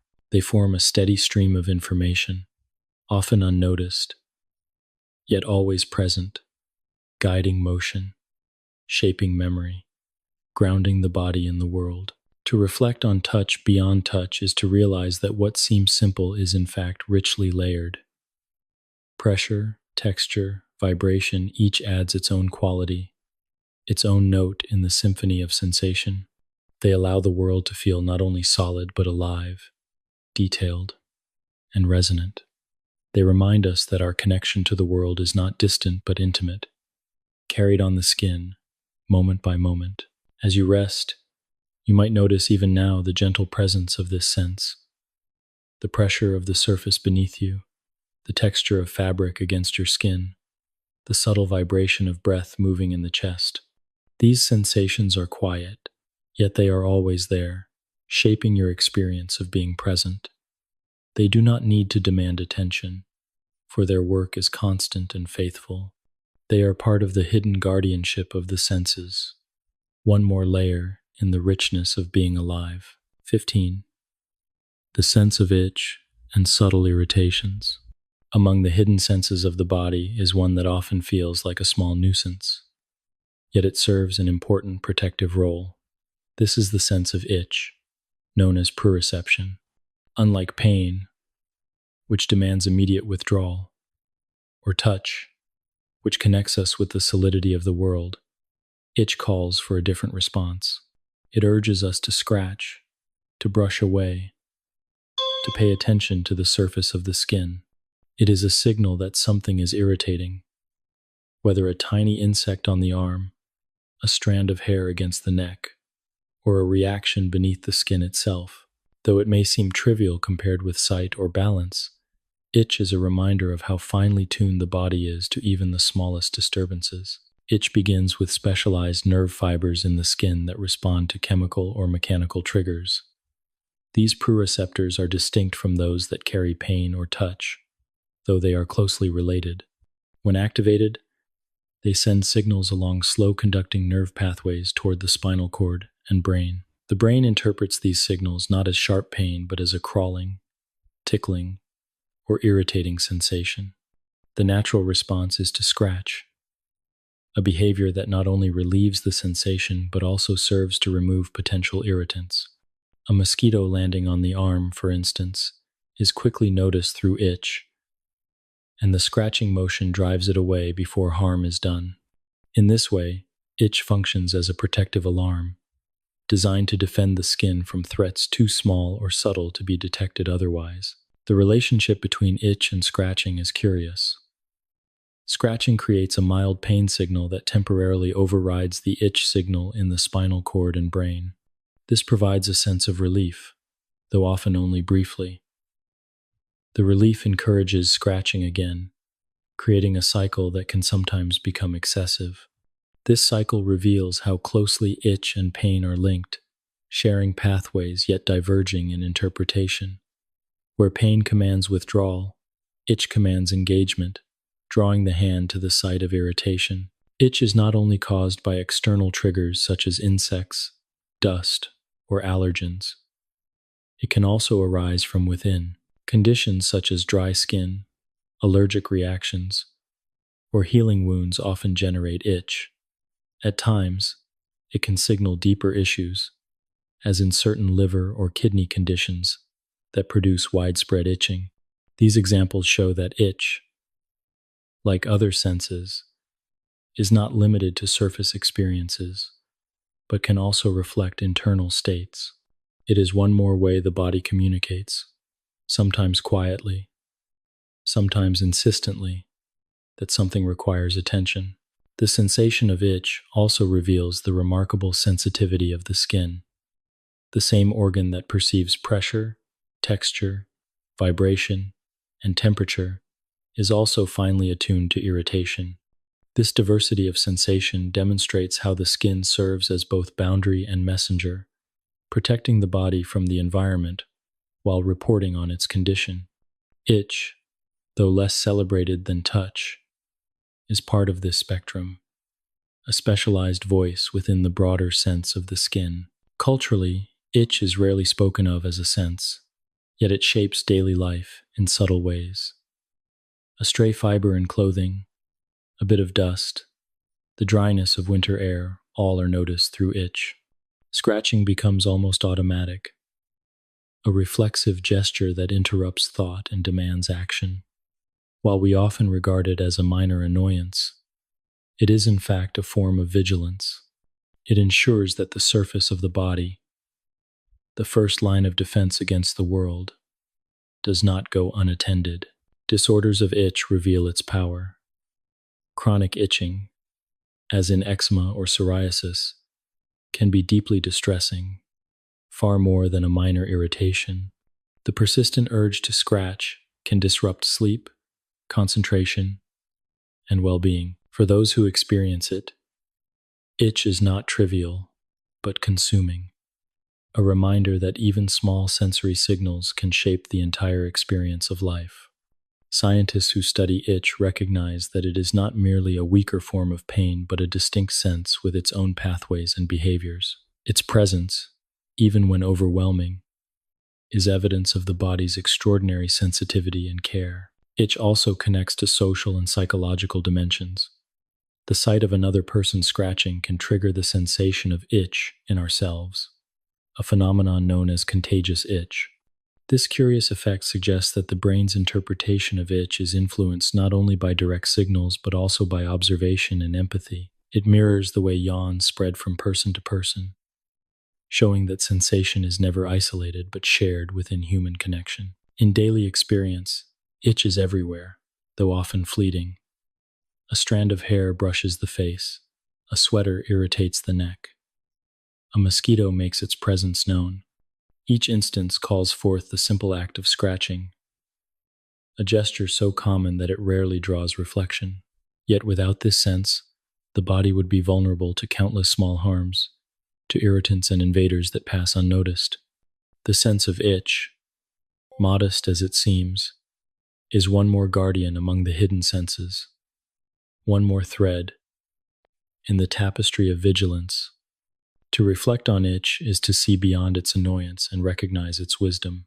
It is to understand that the body attends not only to the great forces of balance, blood, and breath, but also to the tiniest disturbances of the skin. It is to realize that vigilance extends from the deepest organs to the most delicate surface, that no detail is too small for the body's care. As you rest, you may recall moments of itch, the small urges that called for scratching, the way they rose and faded like passing waves. Even now, the skin is alive with receptors, quiet until needed, ready to signal at the first sign of irritation. They keep silent watch, ensuring that the boundary between body and world remains intact. They are part of the hidden symphony, playing their small but vital part in the music of survival. And though they may never be welcomed with delight, they deserve recognition as one of the many senses you did not know you had. One more guardian in the silent orchestra of life. 16. The sense of internal chemistry. Deep within the body, beyond the skin and muscles, beyond the rhythms of breath and heartbeat, lies another sense, one that monitors the chemistry of life itself. This is the sense of internal chemistry, a hidden awareness of the delicate balance of substances in the blood and tissues. Unlike sight or hearing, it does not create vivid impressions of the outer world. Instead, it listens to the silent currents within, measuring levels of oxygen, carbon dioxide, glucose, salts, and acidity. Through this sense, the body ensures that every cell has what it needs to thrive, and that dangerous imbalances are corrected before they threaten survival. The foundations of this sense lie in specialized receptors scattered throughout the body. Chemoreceptors in the carotid bodies at the neck and the aortic bodies in the chest measure oxygen and carbon dioxide, sending signals that guide breathing and circulation. Other receptors within the brainstem detect subtle changes in pH, the measure of acidity, adjusting breathing to maintain balance. Still others in the kidneys, liver, and digestive tract monitor levels of salts, glucose, and other nutrients. Each receptor is like a sentinel, reporting on its specific domain. Together, they create a continuous stream of information, feeding the brain with details of the internal environment. Glucose, the sugar that fuels cells, is among the most carefully monitored substances. When its levels drop too low, receptors in the hypothalamus signal hunger, urging the search for food. When levels rise too high, the body releases insulin to restore balance. Salt levels are also tightly controlled. Specialized cells detect changes in sodium concentration, influencing thirst, and guiding the kidneys to retain or release water. Even hydrogen ions, the particles that determine acidity, are tracked with precision, for the chemistry of blood must remain within narrow limits. A slight shift can alter how enzymes function, how oxygen is carried, how the heart beats. This hidden sense does not speak in words or images, but in feelings, drives, and needs. Hunger and thirst are perhaps the most familiar expressions of internal chemistry. They are the body's way of translating chemical imbalance into conscious motivation. The dryness of the mouth, the hollow feeling in the stomach, the craving for salt or sweetness, each is a message from within. Fatigue can also be a signal, a reflection of falling glucose or oxygen, urging rest and recovery. Even mood is shaped by this sense. Low blood sugar can bring irritability, while hydration and balance can restore calm. In this way, chemistry and consciousness are intertwined, each shaping the other. The sense of internal chemistry also protects against danger. If carbon dioxide levels rise too high, the body creates a powerful urge to breathe, overriding conscious will. If oxygen drops too low, the body responds with gasping and dizziness, ensuring attention is paid. If sodium levels fall dangerously, the body drives a craving for salt, a rare but vital need. These protective responses reveal how deeply survival depends on chemistry and how finely tuned the sense is that monitors it. When this system falters, the consequences are immediate. In diabetes, the regulation of glucose is impaired, and without careful management, levels can rise or fall to dangerous extremes. Disorders of kidney function can disrupt salt balance, leading to swelling, weakness, or confusion. Even slight disruptions of blood pH can cause fatigue or disorientation. These conditions highlight what the hidden sense usually achieves so quietly, a balance so precise that life continues without interruption, moment after moment. What makes this sense remarkable is that it extends to nearly every organ and cell. Each part of the body participates in maintaining chemical equilibrium, either by sending signals or by responding to them. The liver stores and releases glucose. The kidneys filter and adjust salt and water. The lungs expel carbon dioxide. The bones release minerals when needed. It is a whole body collaboration, a chorus of signals and responses, coordinated by the nervous and endocrine systems. The sense of internal chemistry is not located in one place but woven throughout the body, distributed yet unified in purpose. Though rarely in awareness, this sense shapes daily experience in subtle ways. The comfort of quenching thirst, the satisfaction of eating after hunger, the renewed energy after a meal, all are the body's chemistry returning to balance. The cravings for sweetness, salt, or even certain foods reflect chemical needs expressed through taste and desire. The drowsiness that comes after eating heavily is the body shifting blood and energy to digestion. Each of these moments is a glimpse of the hidden sense at work, guiding choices without needing to explain them. There is also something calming in recognizing how constant and reliable this sense is. At every moment, the body is measuring, adjusting, correcting. Even while you sleep, chemoreceptors monitor oxygen, kidneys adjust salts, hormones regulate glucose, and the balance is preserved. You do not need to think about it, for the body already knows. It is a reminder that life is sustained not by conscious effort but by hidden guardianship, by a sense that listens always to the chemistry of blood and tissues and acts in silence. To reflect on the sense of internal chemistry is to glimpse the precision of life. It is to realize that survival depends not only on grand systems like breath and circulation, but also on the minute balance of molecules. It is to appreciate that hunger, thirst, and fatigue are not inconveniences but essential messages, signals that the body needs care. They are not distractions from life but expressions of it, guiding us gently toward balance. As you rest, you may notice the echoes of this sense even now. Perhaps a slight dryness in the mouth, a warmth in the stomach, a steady ease of breath.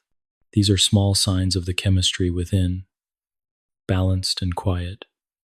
Beneath them lies a world of measurement and adjustment, a constant dance of molecules, guided by receptors that never sleep. This hidden sense is one of the most faithful of all, ensuring that the body remains in harmony, moment by moment, for as long as life continues.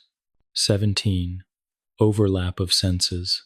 The senses are often spoken of as if they were separate islands, each with its own territory, each distinct from the others.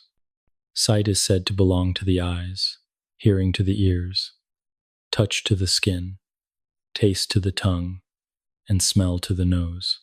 The hidden senses, too, are often named in isolation: balance, pain, temperature, internal chemistry, and so on.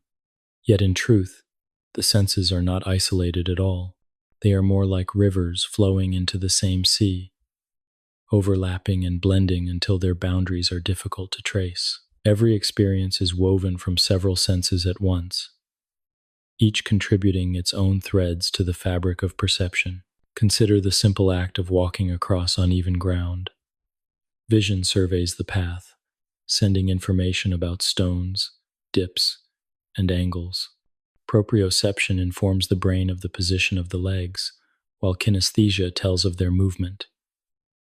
The vestibular system monitors balance, ensuring the head remains upright. Touch receptors in the feet feel the texture and firmness of the surface, while pressure receptors in muscles and joints guide adjustments. None of these senses alone could produce the fluid act of walking. Only through their overlap does movement become smooth and confident.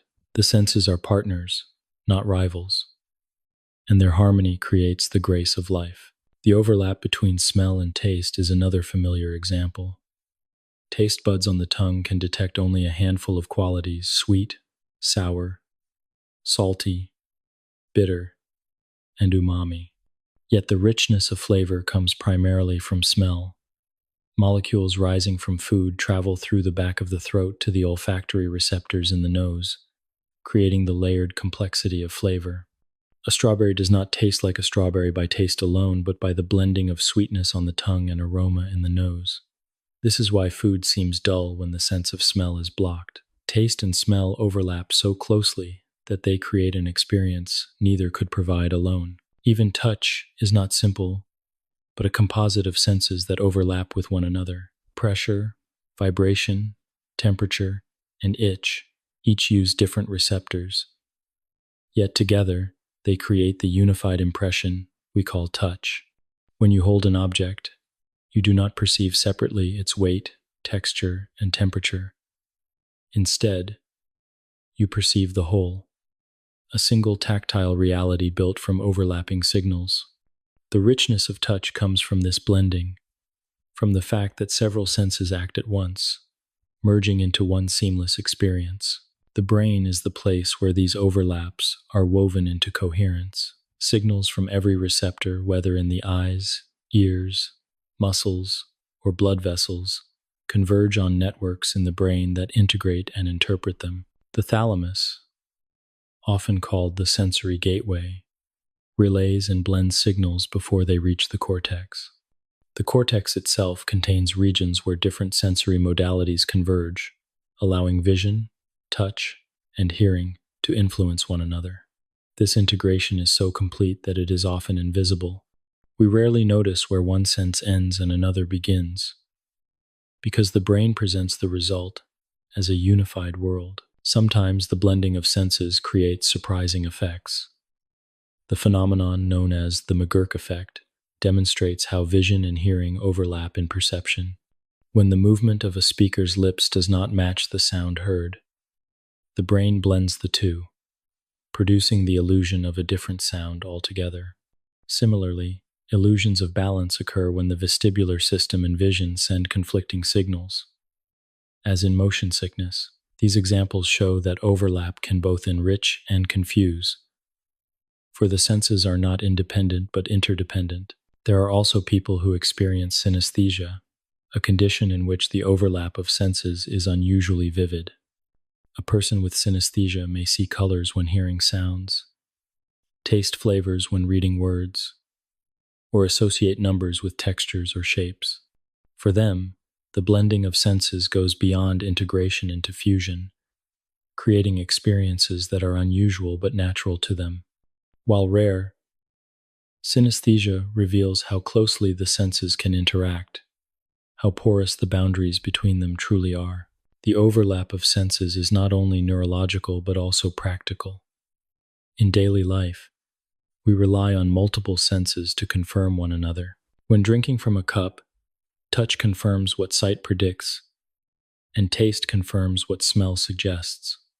When listening in a crowded room, Vision of a speaker's lips helps clarify the words. When walking in the dark, proprioception and kinesthesia guide the body where sight cannot. Each sense supports the others, ensuring resilience when one falters. This redundancy is part of survival, a safeguard that allows life to continue even when one channel of perception is disrupted. This interdependence also shapes memory. Many memories are built not on one sense, but on several. The memory of a place may include the sound of leaves, the smell of earth, the sight of trees, and the texture of a path underfoot. The memory of a meal may include the taste of food, the scent of spices, the sound of voices, and the warmth of company. These layered experiences are richer and more enduring than any single sense could provide. They remind us that life is lived not in fragments but in harmony, with senses overlapping to create fullness. The blending of senses extends even to the hidden ones. Interoception, the awareness of the body's inner state, overlaps with emotion, shaping how feelings are experienced. Pain overlaps with temperature, as extreme heat or cold often registers through nociceptors. Balance overlaps with proprioception, as orientation in space depends on both. Even the sense of internal chemistry overlaps with taste and craving, guiding desires for salt or sugar. The body does not separate these functions neatly, but lets them flow together, creating an experience that is seamless and whole.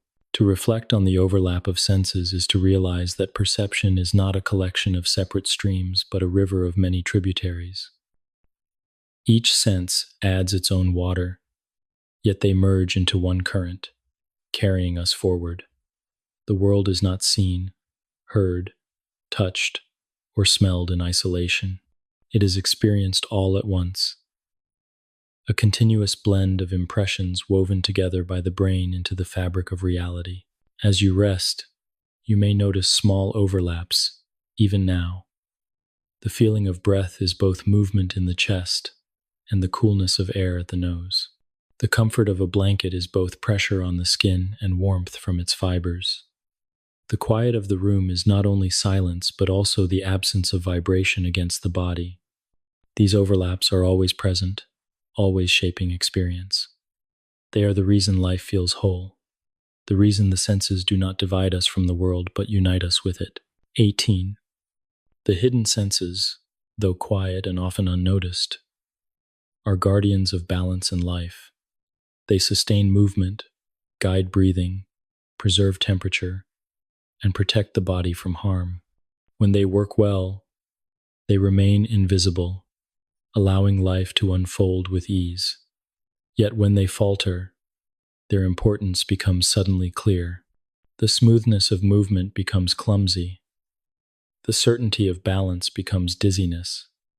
The comfort of touch becomes numbness or pain.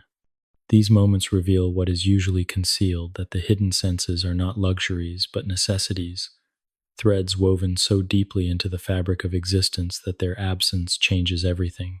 Consider balance, the sense sustained by the vestibular system of the inner ear. When it functions well, we walk, stand, and move without thought, even in darkness. But when it falters, as in vertigo or inner ear disorders, the world spins uncontrollably. A simple step may feel uncertain, a turn of the head disorienting.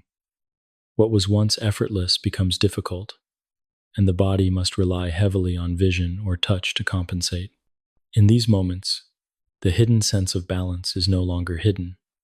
It insists on attention, reminding us of how much it quietly contributes.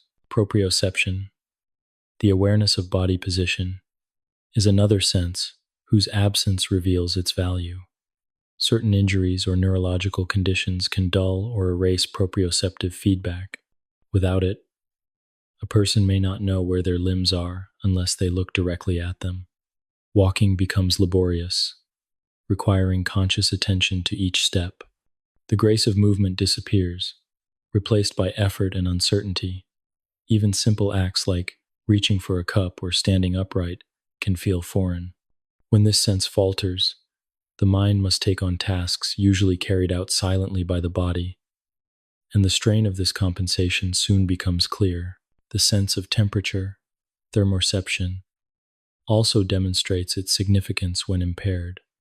Without it, the body may not recognize extremes of heat or cold until damage has occurred. A person may fail to notice a hand resting on a dangerously hot surface or feet exposed to freezing ground. The absence of this sense removes an essential warning system, leaving the body vulnerable to burns, frostbite, and imbalance. What is usually experienced as comfort or discomfort is, in truth, a safeguard. When it fails, the world becomes less safe, though it may appear unchanged. Nociception, the sense of pain, is perhaps the clearest example of a sense whose absence brings peril. Rare individuals born without the ability to feel pain often suffer repeated injuries. Without pain, they may not withdraw from harmful heat, may not rest a broken bone, may not notice wounds that require care. Though life without pain might seem enviable, it is fraught with danger. Pain, unwelcome though it may be, is a guardian, a voice that protects through warning. When it falters, the silence becomes hazardous, revealing how vital its message is. Even interoception, the sense of internal state, becomes evident when disrupted. Some individuals struggle to interpret signals from within, unable to recognize hunger, thirst, or the need for rest until the need is urgent. Others may misinterpret signals, feeling anxiety where the body is calm, or failing to sense distress where it is present. These disruptions can affect not only health but also emotional life, for interoception is woven deeply into feeling. Without its steady guidance, self-awareness becomes less certain, and the link between body and mind grows fragile. The sense of breathing and oxygen, normally automatic and unnoticed, also reveals its importance when disturbed. In conditions like sleep apnea, breathing pauses during rest, depriving the body of oxygen. The result is not only fatigue but also strain on the heart and brain. High altitudes likewise test this system, as reduced oxygen challenges the body's ability to maintain balance. Dizziness, breathlessness, and weakness arise when the hidden sense of oxygen falters, reminding us that every breath is not just air but chemistry, measured and guarded continuously. Blood pressure awareness, too, is invisible until it is lost. Normally, baroreceptors keep circulation steady as the body shifts position, but when they fail, standing may bring dizziness or fainting, as blood momentarily leaves the brain unprotected. For those who live with this disruption, even small movements can feel uncertain, the stability of life no longer taken for granted. Here again, what was once silent becomes an obstacle, showing how constant the senses' work had been. The circadian rhythm, the sense of time within, also shows its value when misaligned. Shift work, jet lag, or prolonged exposure to artificial light can disrupt this rhythm, leaving sleep shallow, energy erratic, and mood unsettled. The body struggles against its natural cycle, and well-being suffers. Though we often treat time as external, this hidden sense shows that time lives within, shaping the rise and fall of vitality. When it falters, life feels unmoored, days and nights blurred into restlessness. Even the minor senses, such as itch, reveal their significance when disrupted. Chronic itching, as in certain skin conditions, can be as distressing as pain, interrupting rest and peace.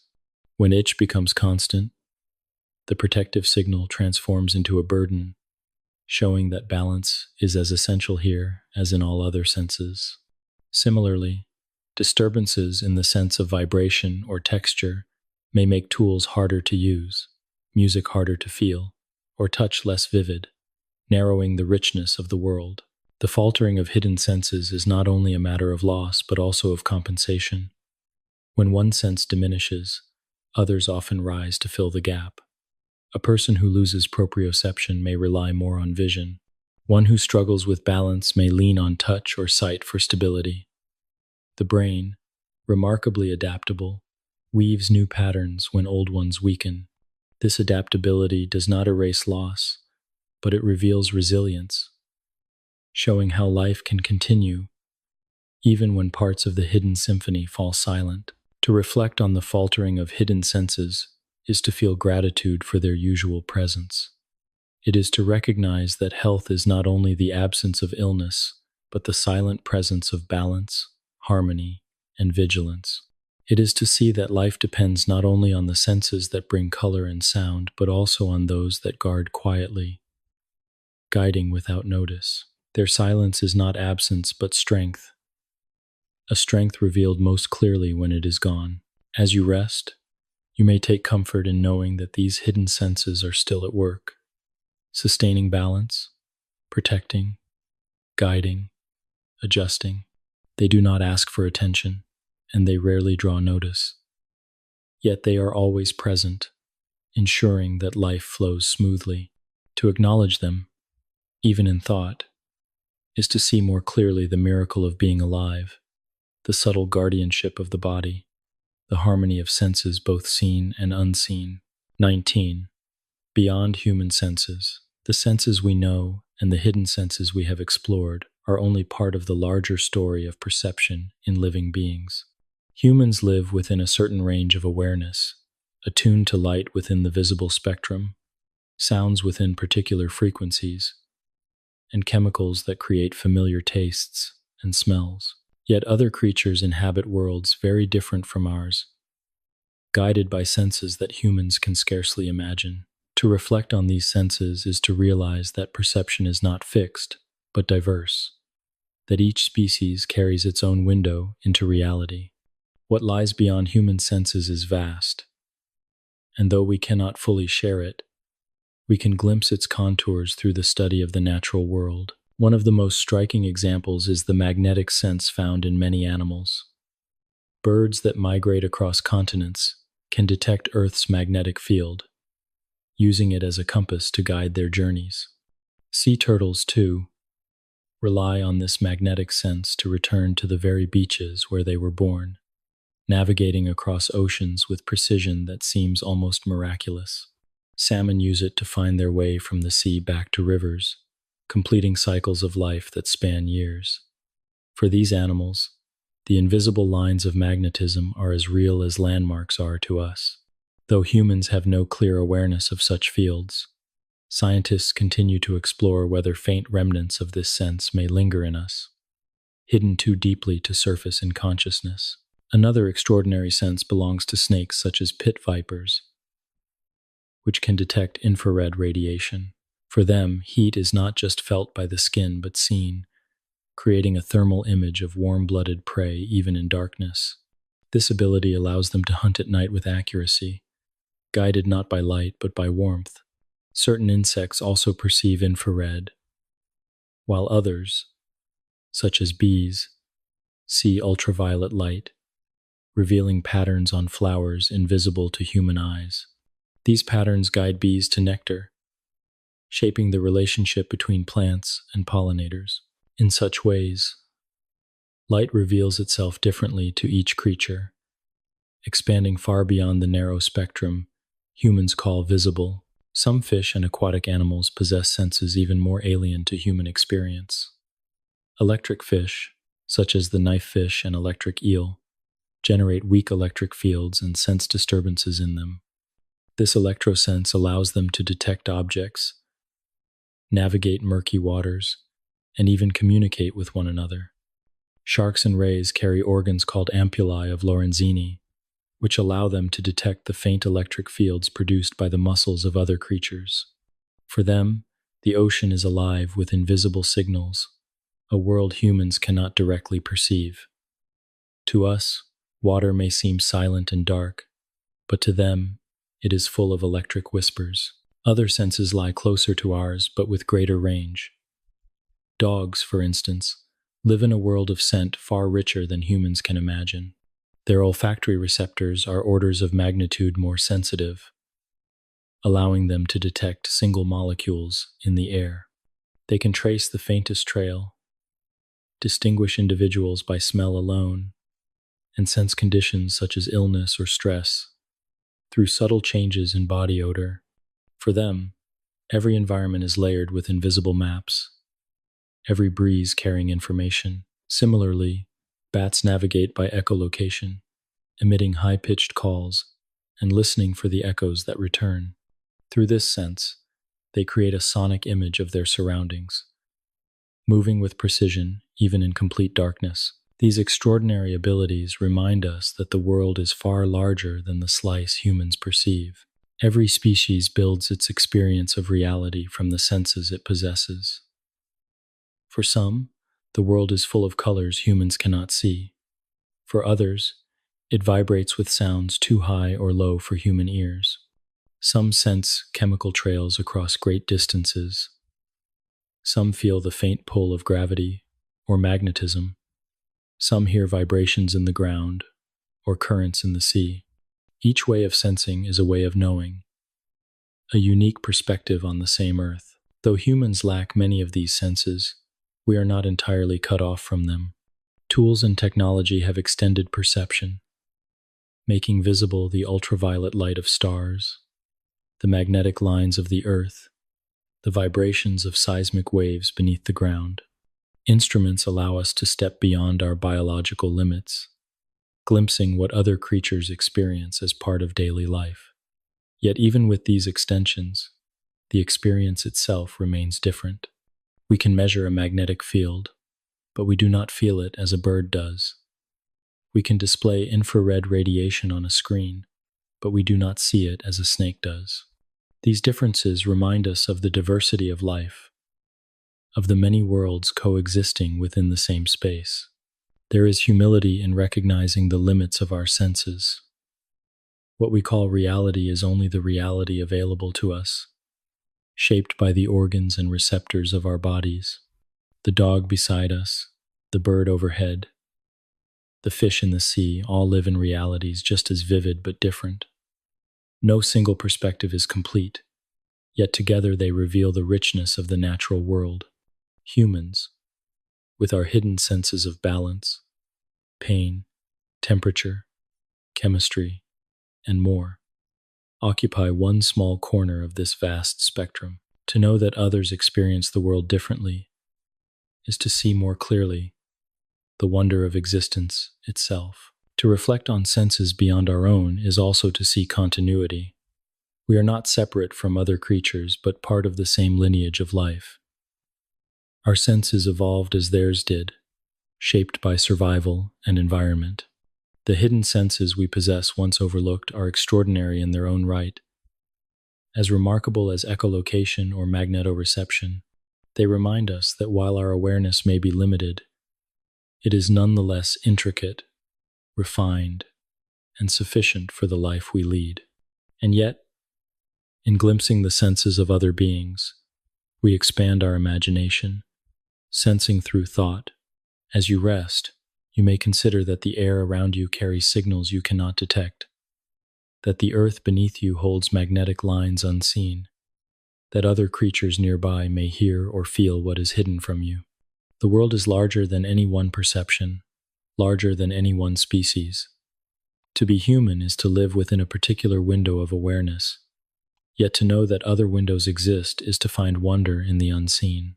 Beyond human senses lies a universe of perception, vast and mysterious, reminding us that reality is richer than we will ever fully know. 20. Closing reflections. As the journey through the hidden senses draws to a close, it is worth pausing in stillness to consider how much has remained unseen, yet always present. We began with the familiar five sight: hearing, taste, smell, and touch, those companions taught to us as children, shaping how we think of perception. But as the quiet unfolding of this exploration has shown, there are far more than five. Beneath the surface of awareness lies an intricate web of senses that sustain life: balance, proprioception, thermoreception, nociception, interoception, the awareness of oxygen and blood pressure, the rhythm of circadian time, the feeling of motion, the subtleties of texture and vibration, the irritation of itch, the chemistry of the blood. All of these are guardians we rarely name but always rely upon. They do not clamor for attention in the way that bright colors or vivid sounds do. Instead, they work silently, weaving their contributions into the seamless flow of experience. You do not consciously remind your body to breathe when oxygen runs low. Receptors already know and adjust. You do not calculate the angle of your legs when you walk. Proprioception and kinesthesia guide the movement without thought. You do not measure your blood pressure each time you stand. Baroreceptors have already made the correction. Life is not built only on what you notice, but also on what you do not. It is built on the quiet background music of these hidden senses, always playing, always keeping you safe. There is a kind of humility in realizing how dependent we are on these unseen guardians. They remind us that being alive is not a triumph of will alone, but a symphony of processes, working together without our command. The body knows more than the mind can hold. It listens, measures, adjusts, and protects, all without requiring recognition. These senses do not need gratitude, but they deserve it. To acknowledge them is to acknowledge the wonder of the body, the depth of life's design, the grace of existing within such a system. Reflecting on these senses also expands our understanding of what it means to perceive. Perception is not only about the colors of a sunset, the sound of rain, or the taste of a meal. It is also about the dizziness that prevents a fall, the sharp pain that prevents further injury, the thirst that ensures hydration, the fatigue that signals the need for rest. These experiences are less celebrated but no less essential. They keep the body in harmony with itself and with the world.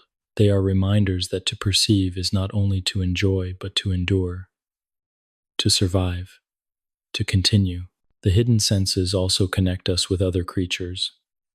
Balance, proprioception, and pain are not unique to humans but are shared across the animal kingdom. Birds, fish, and mammals alike rely on these same guardians. Other beings carry additional senses, such as magnetic perception or echolocation, revealing that life itself is a spectrum of awareness. To reflect on our hidden senses is to see ourselves not as isolated but as part of a broader story, one where every living being is shaped by its way of knowing the world. We live in one stream of perception, but countless others flow beside us. There is a quiet beauty in recognizing how these senses enrich daily life without fanfare. The ease of standing upright, the rhythm of walking, the comfort of warmth, the relief of scratching an itch, the refreshment of water when thirsty. Each of these is a gift from senses that never call attention to themselves. They are not dramatic, not overwhelming, but constant, reliable, faithful. They allow life to be lived not in anxiety over every detail, but in the freedom to attend to thought, imagination, and connection. They carry the body while the mind wanders, ensuring that even in distraction, survival continues. When hidden senses falter, we come to appreciate them more deeply. Vertigo, numbness, chronic pain, or fatigue remind us of what is usually silent. These experiences teach that what seems guaranteed is in fact fragile, that what is unnoticed is in fact essential. Yet even here, the body shows resilience, finding ways to compensate, leaning on other senses, adapting to change. This adaptability is part of the same wisdom, another expression of the body's quiet intelligence. In the stillness of reflection, one might imagine all these senses together, forming not separate streams but a single river. Balance and motion, pressure and vibration, pain and temperature, hunger and thirst, chemistry and rhythm all flowing together into the experience of being alive. It is not possible to untangle them fully, nor is it necessary. What matters is that they form a harmony, a whole that sustains us in ways we rarely notice. The hidden senses are not only guardians but also partners in existence, shaping the very feeling of what it is to be human. As you rest, perhaps you notice now the gentle weight of the body, the rhythm of breath, the comfort of warmth. Each of these is a gift of hidden senses, still at work. They will continue through sleep, monitoring, adjusting, balancing, ensuring that the body remains safe. You do not need to remind them or guide them, for they know their work. They are the silent orchestra playing beneath awareness, the unseen guardians of life. The journey through these senses ends not with finality but with gratitude. Gratitude for balance that steadies, for pain that warns, for hunger that sustains, for rhythms that align us with the turning earth. Gratitude for the unseen watchfulness of the body, for the wisdom woven into flesh and nerve. To know of these senses is to know more fully the depth of being human. To acknowledge them is to rest more deeply in the assurance that you are carried, protected, and sustained. Always, by guardians you did not know you had.